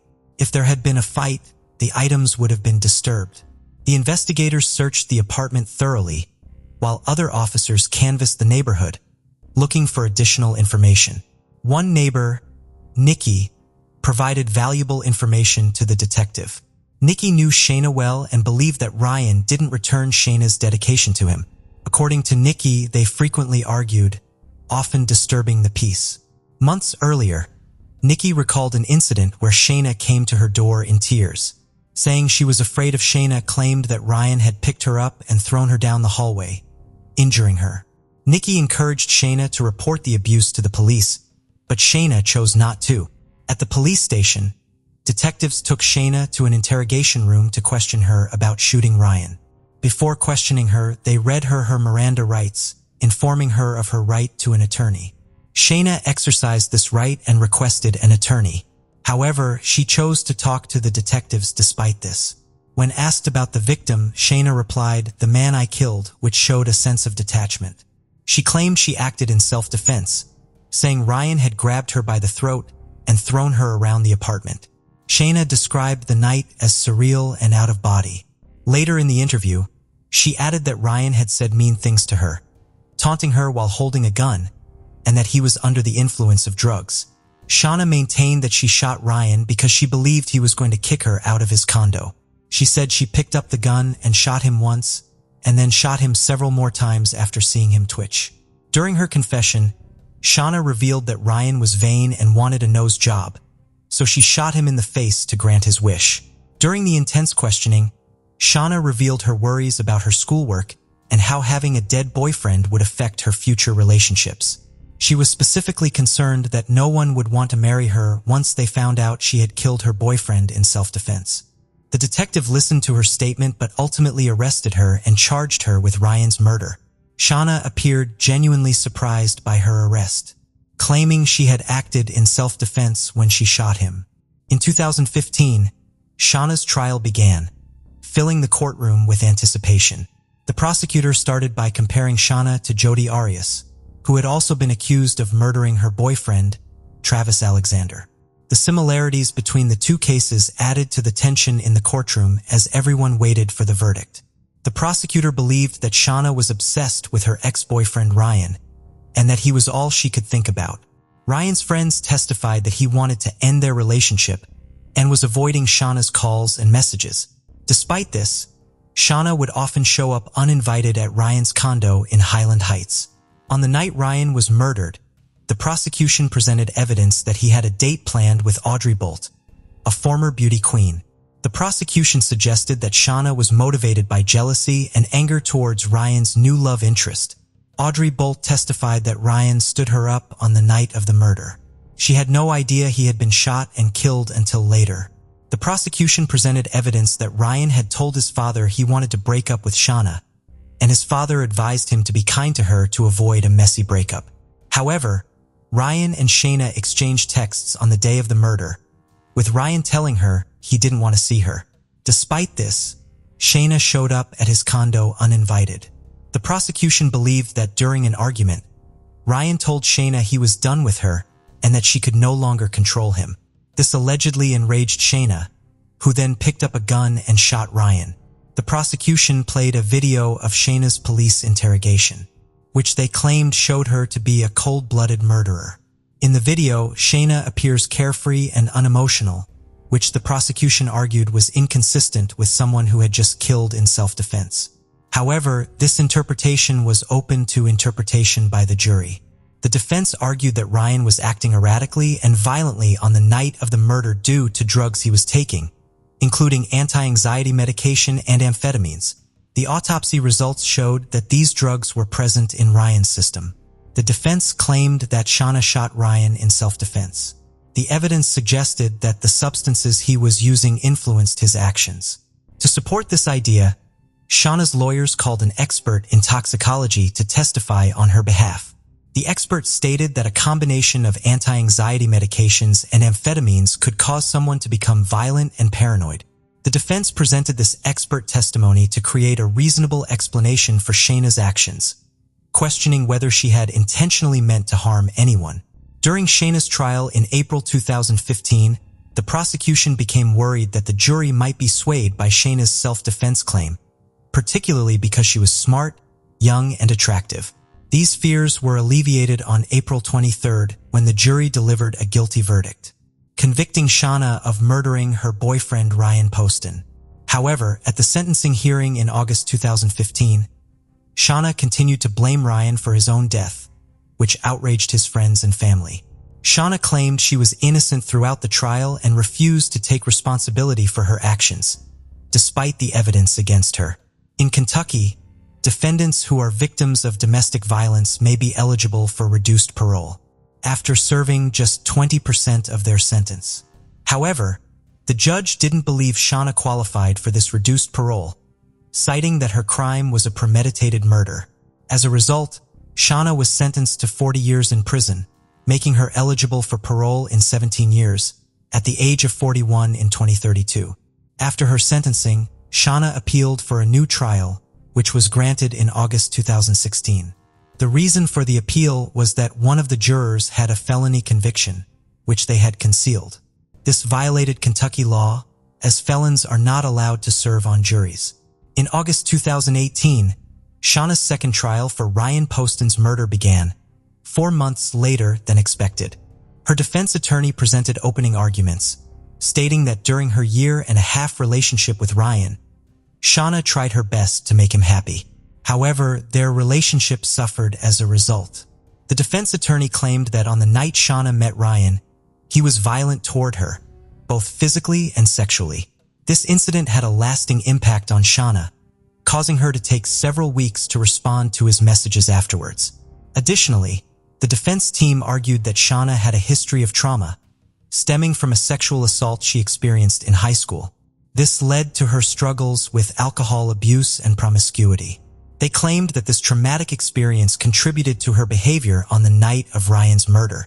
The defense team's strategy was to present a sympathetic portrayal of Shauna, highlighting her troubled past and arguing that she was not responsible for her actions on the night of the murder.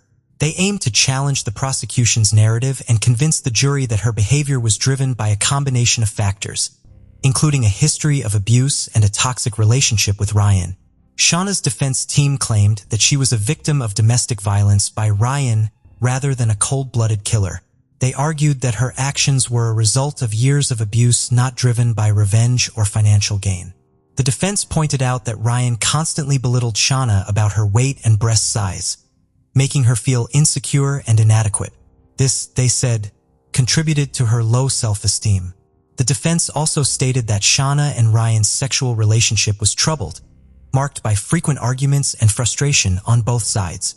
They claimed that Ryan's desire for a more intimate connection was unfulfilled, leading to a growing rift between they. The defense presented evidence that Shauna had received a treatment to improve her romantic life. They claimed that she got this treatment to address sexual problems in their relationship and strengthen their bond. The defense argued that Ryan's consistent lack of interest and rejection made things worse, causing Shauna to become more and more frustrated and disconnected from him. The defense claimed that Ryan often broke up with Shauna, only to pursue relationships with other women.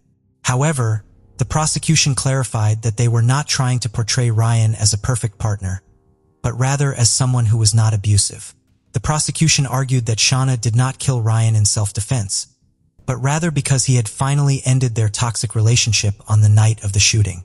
They believed Ryan had every reason to break up with Shauna, as she continued to harass him even after their previous breakups. Despite Ryan's efforts to end the relationship, Shauna consistently returned. The prosecution saw this as evidence of Shauna's inability to let go of the relationship.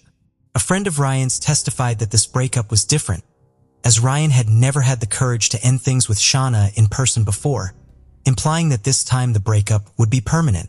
Ryan accused Shauna of trying to hold on to him. To support this claim, the prosecution presented texts where Shauna told her friends that the romantic interactions with Ryan had brought them closer. However, Shauna testified in her own defense, contradicting Ryan's claim. She said that their romantic interactions had actually driven them apart. In a separate text exchange, Shauna asked Ryan for sex, but he declined due to the side effects of his antidepressant medication, which had reduced his libido.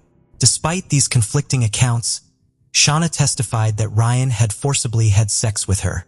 After 5 hours of deliberation, the jury again found Shauna guilty of murdering Ryan, despite the contradictory testimonies and evidence. The jury confirmed their original verdict, and during the sentencing hearing, Shauna's mother emotionally addressed the judge, sharing stories of her daughter's remarkable singing talent, which had earned her multiple college scholarships.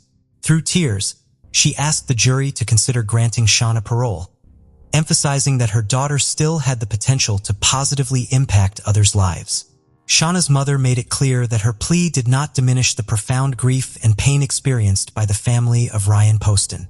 Despite her mother's emotional appeal, Shauna was sentenced to life in prison without the possibility of parole.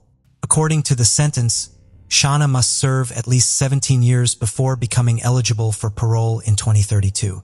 She is currently serving her sentence at the Kentucky Correctional Institute for Women in Pewee Valley, Kentucky. When a clown appeared in front of Marlene Warren's door and presented her with flowers and balloons, she didn't know that the clown was a killer with a gun hidden away in the costume. For over 3 decades, the case of the killer clown remained a mystery to detectives, Florida residents, and true crime enthusiasts all over the world.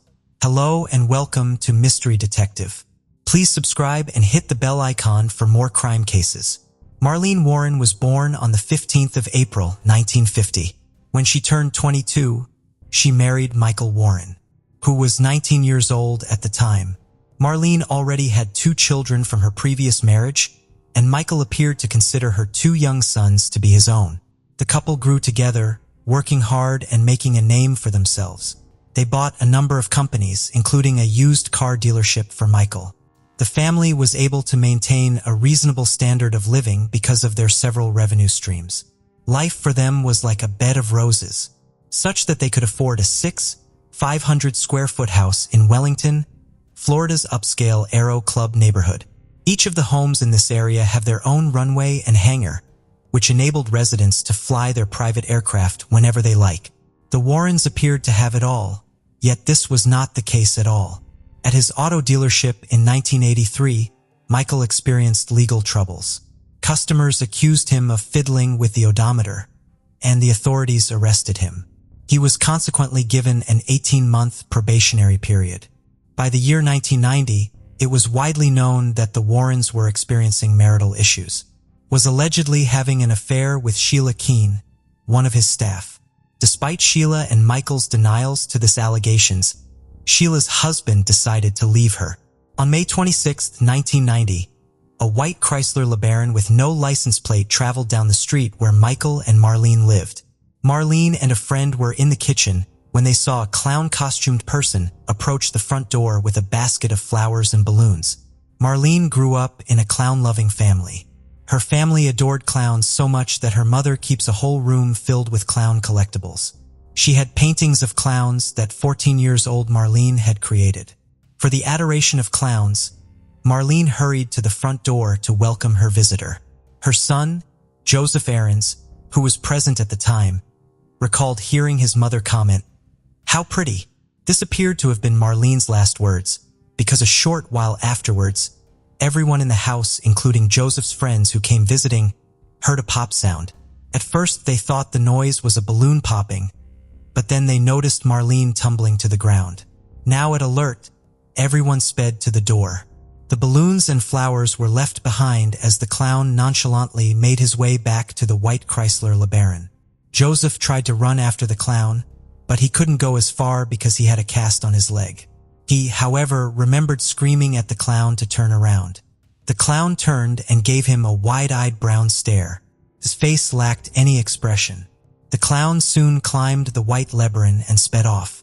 The sole description offered by witnesses was that Marlene had been shot by a clown with brown eyes. Even the gender of the clown was a mystery to them.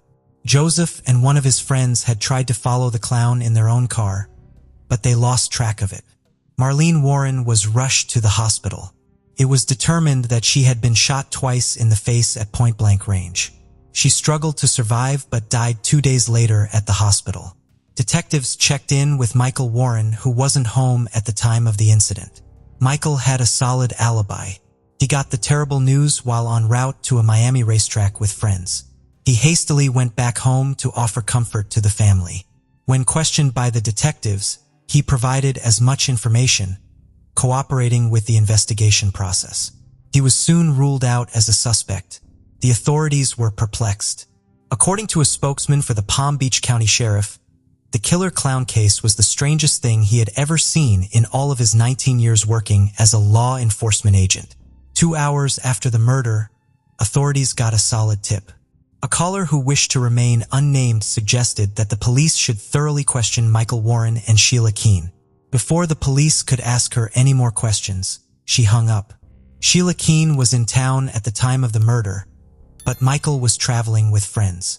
Sheila claimed to have been at work, but in reality, she was a repo person from Michael's dealership. Her alibi wasn't exactly solid. A few days after Marlene Warren's killer clown case made headlines, 2 employees of the neighborhood costume store named the Spotlight reported a weird experience to the police. They claimed that one woman with chocolate brown hair came up to them just as they were about to lock up the store. She pleaded to be allowed inside. The employees informed her that they were closed and advised her to come back the following day.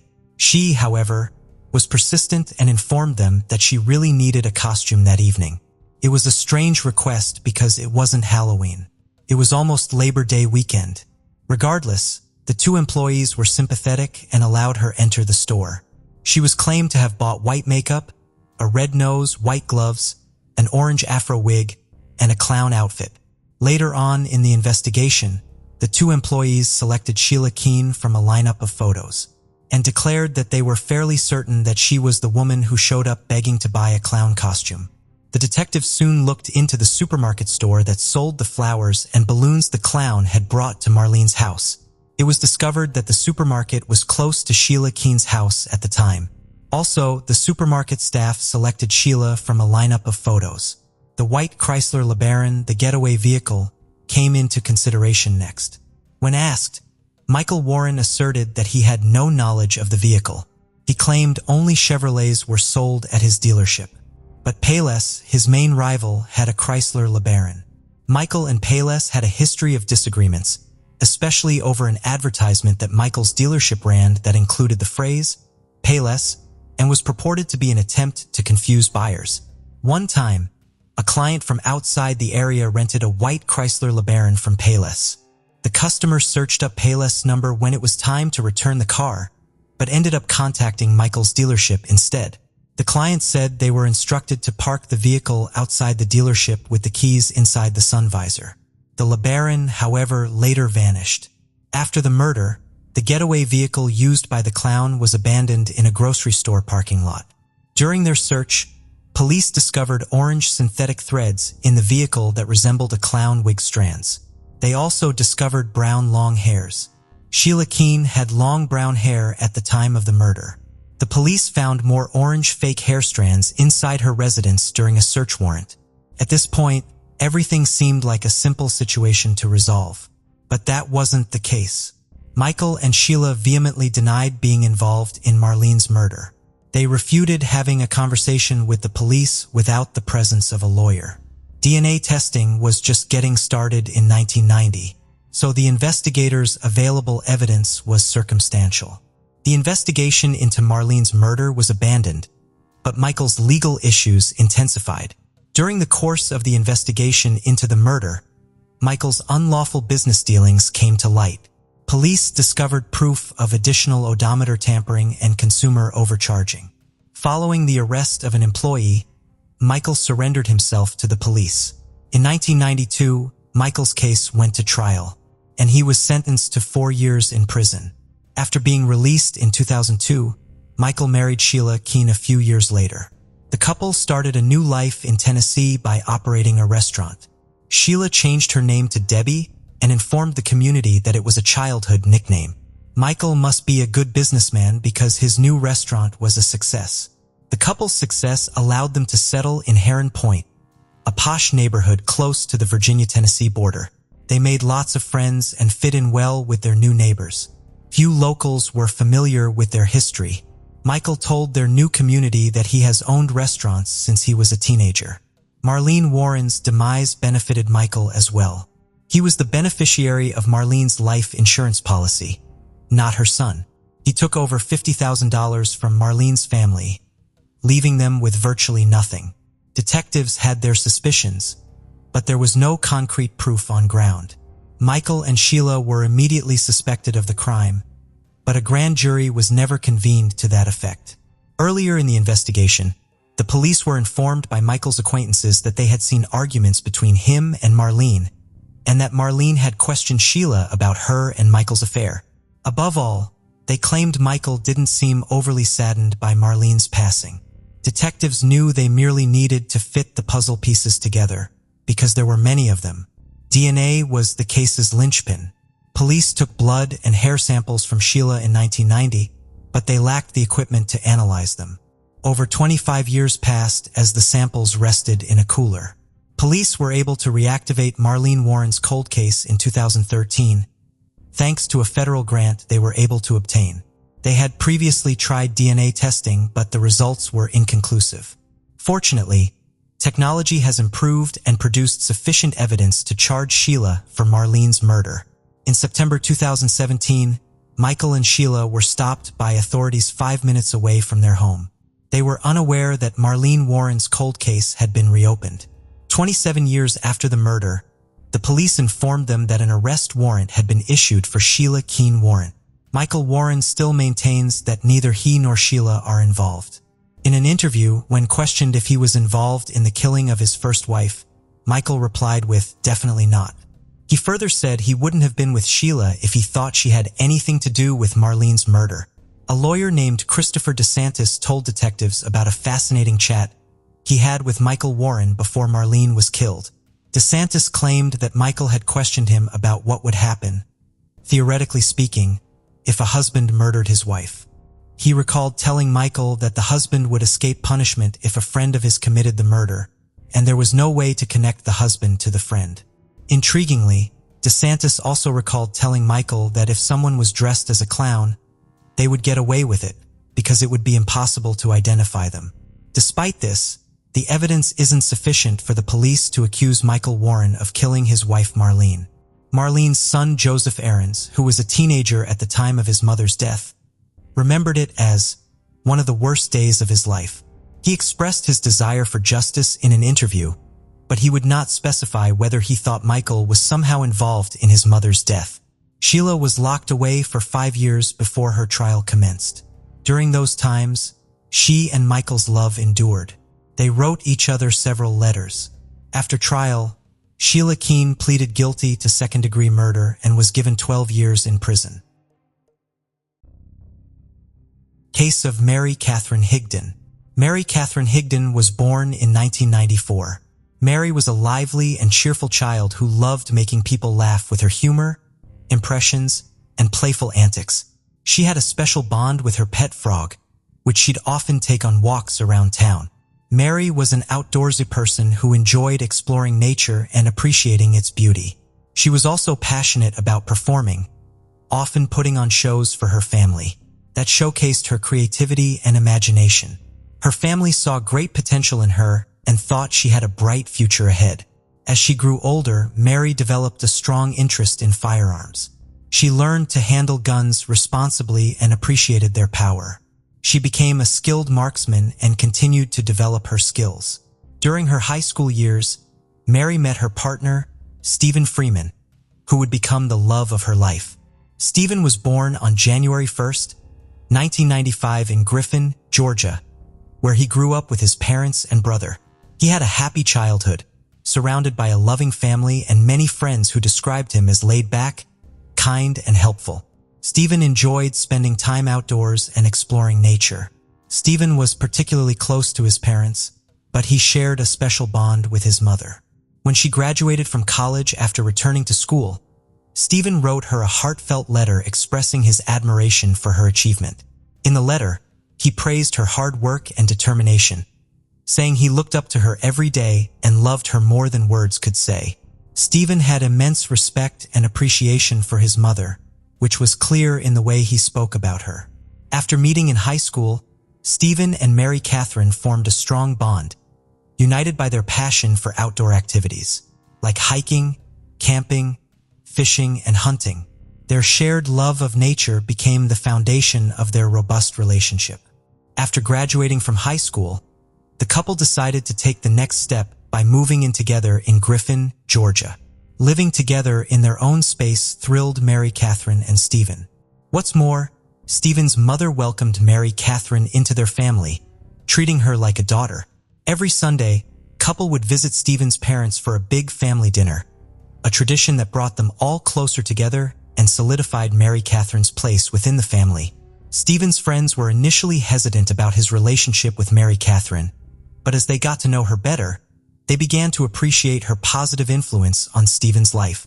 They saw how happy and joyful she made him, and they admired her enthusiasm for the outdoors. Stephen and Mary Catherine had different occupations. Stephen worked as a metal worker, specializing in roof repairs. Mary Catherine, on the other hand, had 2 part-time jobs. She worked as a teacher's assistant at St. George's Episcopal School, a preschool in Milner, Georgia. Additionally, she was employed at a sporting goods store where she sold guns. Interestingly, one of Stephen's close friends, Thomas Skinner, was also a colleague of Mary Catherine's at the sporting goods shop. Mary Catherine learned about basic gun safety while working at a sporting goods store, which taught her how to properly hold, load, and shoot a gun. Similarly, Stephen was enthusiastic about firearms and owned several shotguns and rifles that he used for hunting and target practice. He also kept a Glock 42 handgun at home for self-protection. After 5 years together, Mary Catherine and Stephen were still living in their apartment in Griffin, Georgia, by the summer of 2018. However, their relationship took a tragic turn on August 1st when Mary Catherine made a distressing 911 call, marking the end of their high school romance. Mary Catherine frantically called the dispatcher, screaming that she had accidentally just shot her boyfriend. The police quickly responded to the emergency call, and arrived at the apartment shared by Mary Catherine and Stephen. They found Mary Catherine in a state of panic, crying and hyperventilating as she knelt beside Stephen's motionless body. She repeatedly wailed that she could not lose him, her voice filled with anguish and desperation. As the police carefully moved Mary Catherine away from Stephen, they were able to assess his condition. They discovered that he had been shot in the chest, but miraculously he was still alive. The police immediately called for an ambulance to rush Stephen to the nearest hospital. At the emergency room, a team of skilled doctors worked to save Stephen's life. Despite their best efforts, his condition continued to worsen. Unfortunately, the severity of his injury ultimately proved fatal, and Stephen succumbed to his wounds. After Stephen was taken to the hospital, Mary Catherine accompanied the police to the station for a formal interview. Mary Catherine explained what happened on the night she accidentally shot Stephen. She said she was giving him the gun because he normally kept it beside his bed for safety. However, she clarified that they never loaded the chamber of their guns at home. During the police questioning, officers detected the smell of alcohol on Mary Catherine's breath. As they pressed her for more information, her story changed. Initially, she said she handed Stephen the gun, but later claimed she tossed it to him. The police was skeptical of her changing story, knowing that a gun wouldn't fire randomly just because it was tossed. Someone had to pull the trigger. The police investigation revealed that Mary Catherine must have been pointing the gun directly at Stephen's body for the bullet to have struck where it did, given the location of his gunshot wound. During her interview, Mary Catherine admitted, "I did it out of anger." But unfortunately, the recording equipment malfunctioned at that exact moment, and her words were inaudible. Despite the missing recording, the police still had strong evidence pointing to Mary Catherine's intention to harm Stephen. At the couple's apartment, they found signs of intense argument, including scattered food throughout the house. Additionally, police records showed that officers had responded to 5 domestic disturbance calls at the couple's residence in the past year. The police also discovered that the gun used in the shooting was loaded on the night of the incident, contradicting Mary Catherine's claims. These findings collectively led the police to conclude that Mary Catherine had intentionally shot her boyfriend Stephen. The police found cooking grease residue on the gun and magazine, leading them to believe Mary Catherine, who was cooking dinner at the time, had loaded the weapon. After Mary Catherine shot Stephen, the police questioned his friends to learn more about their relationship. According to his friends, Mary Catherine and Stephen's relationship was marked by constant fighting and toxicity. They reported that the couple frequently had intense, heated arguments. Mary Catherine was described as possessive and verbally abusive towards Stephen, with signs of mental instability that heightened the tension between them. Whenever Stephen tried to create distance by leaving their apartment, Mary Catherine would barrage him with relentless texts and calls, forcing him to block her. One of Stephen's friends revealed that Stephen had confided in him about Mary Catherine's history of threatening him with a gun. Specifically, she had pulled a firearm on him at least 3 times in the past. Despite this, Stephen chose not to report these incidents to the authorities because he was worried about Mary Catherine getting into trouble. Stephen's friends stressed that his top priority was always Mary Catherine's well-being, even when it put his own safety at risk. When Stephen's friends learned that Mary Catherine had accidentally shot him, they were skeptical because they knew she was knowledgeable about handling firearms. In fact, just 3 months prior to the shooting, Stephen had texted a friend to say that Mary Catherine was running wild outside, screaming and attempting to shoot both him and herself. Stephen told a friend that Mary Catherine had previously pointed a gun at him, but the latest time, her eyes frightened him, making him think she might actually pull the trigger. By July 2018, Stephen was exhausted with Mary Catherine's behavior and considered leaving her. In July, Stephen planned to secretly move to another town while Mary Catherine was out, without telling her. He was afraid of how she might react if she knew he was leaving. Just 2 days before Mary Catherine fatally shot Stephen, the police found a series of revealing text messages from July 30th. The conversation started with Stephen sending Mary Catherine a friendly message. "Don't forget." Mary Catherine responded with, "Have a great day." Stephen replied, "You too, love you." However, the night of July 31st, Stephen avoided Mary Catherine's texts and calls as they were in the middle of a fight and instead spent the evening at a friend's house. On the night of August 1st, Mary Catherine was at home preparing dinner when she realized Stephen wasn't there.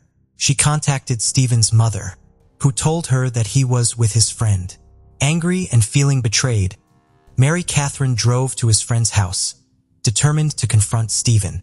When she arrived, she saw Stephen sitting in the passenger seat of his friend's truck. Mary Catherine pulled up alongside and began yelling at Stephen, who tried to calm her down, promising to come home soon. Although Stephen's friends claimed that Mary Catherine had pointed a gun at Stephen on multiple occasions, Mary Catherine vigorously denied these allegations. She maintained that she never pulled a gun on Stephen. However, Mary Catherine did admit to having threatened to take her own life with a gun on several occasions. In a later interview, Stephen's mother shared her insight, believing that one of the main reasons Stephen stayed with Mary Catherine for so long was because she frequently threatened to harm herself. Stephen was afraid that Mary Catherine would follow through on her threats if he decided to leave her. However, on the night of the incident that led to Stephen's shooting, Mary Catherine claimed that Stephen was the one who became aggressive and violent. According to her, Stephen threw the dinner she had prepared in her face. Mary Catherine stated that she only picked up the gun to defend herself and scare Stephen away. She wanted him to leave the apartment, but Stephen allegedly lunged at her, which frightened her. As she backed away, the next thing she knew, Stephen was bleeding from the chest. At the time of the shooting, Mary Catherine didn't tell the police her version of events because she was embarrassed to admit that Stephen had a history of violence towards her. She claimed that Stephen had hit her in the past and was controlling. She even recalled an incident where Stephen kicked her out of bed with such force that she hit her head on the door frame. However, Stephen's friends had a different perspective on their relationship. They claimed to have witnessed Mary Catherine being physically aggressive towards Stephen, stating that she had slapped him hard in the face. Mary Catherine's sister contradicted her account of their relationship, revealing that she had seen bruises on Mary Catherine's arm 2 weeks before Stephen was killed. When questioned, Mary Catherine confided in her sister that Stephen had grabbed her, causing the injuries. After investigating Stephen's death as a murder, the authorities charged Mary Catherine with murder, aggravated assault, and firearm possession during a felony. The prosecution offered her a plea deal, proposing a life sentence with possible parole if she pleaded guilty. However, Mary Catherine declined the offer, opting to stand trial and assert her innocence. At the trial, Mary Catherine maintained that she shot Stephen in self-defense, denying the charges against her. The trial, which began on June 17, 2019, nearly a year after Stephen's death, exposed the tumultuous relationship between Mary Catherine and Stephen. Mary Catherine's lawyers argued that she acted out of genuine fear, citing Stephen's history of violence and abuse. Mary Catherine testified that she was the victim of Stephen's controlling, manipulative, and dangerous behavior, which included physical, mental, emotional, verbal, and sexual abuse. She described being hit, humiliated, and degraded by Stephen on multiple occasions, and shared specific incidents where he smacked her around and verbally abused her. Mary Catherine explained that Stephen's constant threats and abuse left her feeling trapped, fearful for her life, and constantly walking on eggshells to avoid triggering his anger. She presented evidence in the form of text messages, including one where Stephen threatened to punish her, which she said meant he would physically harm her. Another text message showed Stephen's explicit threat to hit her back twice as hard if she defended herself. Mary Catherine's defense team also presented messages that supported her allegations of sexual assault, including a text where Stephen mentioned his red room, which she described as a place where they engaged in violent and aggressive intercourse. Mary Catherine testified that Stephen sexually assaulted her on 2 occasions, including one after they returned from a vacation toward Disney World, where he allegedly ignored her pleas to stop, and intensified his efforts instead. The defense presented over 60 pages of text messages from Stephen, which showcased his pattern of verbal assaults and threatening behavior towards Mary Catherine. These messages included disturbing images and captions, such as one showing Stephen holding a dead fish, accompanied by the caption, "This is you." Another message showed Stephen's violent threats towards Mary Catherine after she cheated on him, where he wrote, "I'm gonna wreck you for wrecking me." The defense also alleged that Stephen's drug and alcohol addiction contributed to his violent outbursts. Mary Catherine maintained that she was the one who ended the relationship, not Stephen, and that her actions on the night she shot him were a result of her desperation to escape the abuse. Mary Catherine claimed that Stephen had reacted violently to some news and had threatened to attack her, causing her to defend herself by grabbing a gun. She said the last thing she had told him before shooting was to get out of her house. However, Stephen's friends and family disputed Mary Catherine's allegations, describing Stephen as a friendly and caring person. Stephen's mother said she was unaware of any threatening messages her son had sent Mary Catherine and did not condone such behavior. Although she acknowledged that Stephen may have said some angry things, she believed he did not mean them. In court, the prosecution questioned Mary Catherine about her story, pointing out that she had never reported any alleged abuse by Stephen. They also presented evidence that Mary Catherine had searched for violent and explicit content online just hours before the shooting, which she claimed was to find ways to make Stephen happy. The prosecution argued that Mary Catherine had changed her story about the shooting multiple times, and that a text from Stephen suggested she had pointed a gun at him before. Additionally, Stephen's friends testified that they had witnessed Mary Catherine's violent behavior towards him. After 4 hours of deliberation, the jury found Mary Catherine not guilty of murder, assault, and other charges. The verdict surprised Stephen's loved ones, who felt that justice had not been served. Later, the jurors revealed that they believed Mary Catherine had intentionally killed Stephen, but there was not enough evidence to prove it beyond a reasonable doubt. This lack of evidence made it difficult to determine whether the shooting was murder or self-defense. Thank you for joining us on this journey into the depths of unsolved mysteries. Cold cases not only challenge our understanding of the past, but also ignite our curiosity and determination for answers. Remember to subscribe to stay updated on our latest investigations. And if you have any information regarding the cases we've covered, don't hesitate to reach out. Together, we can shed light on the shadows of the past and bring closure to those who seek it. Until next time, stay vigilant, stay curious, and never stop seeking the truth.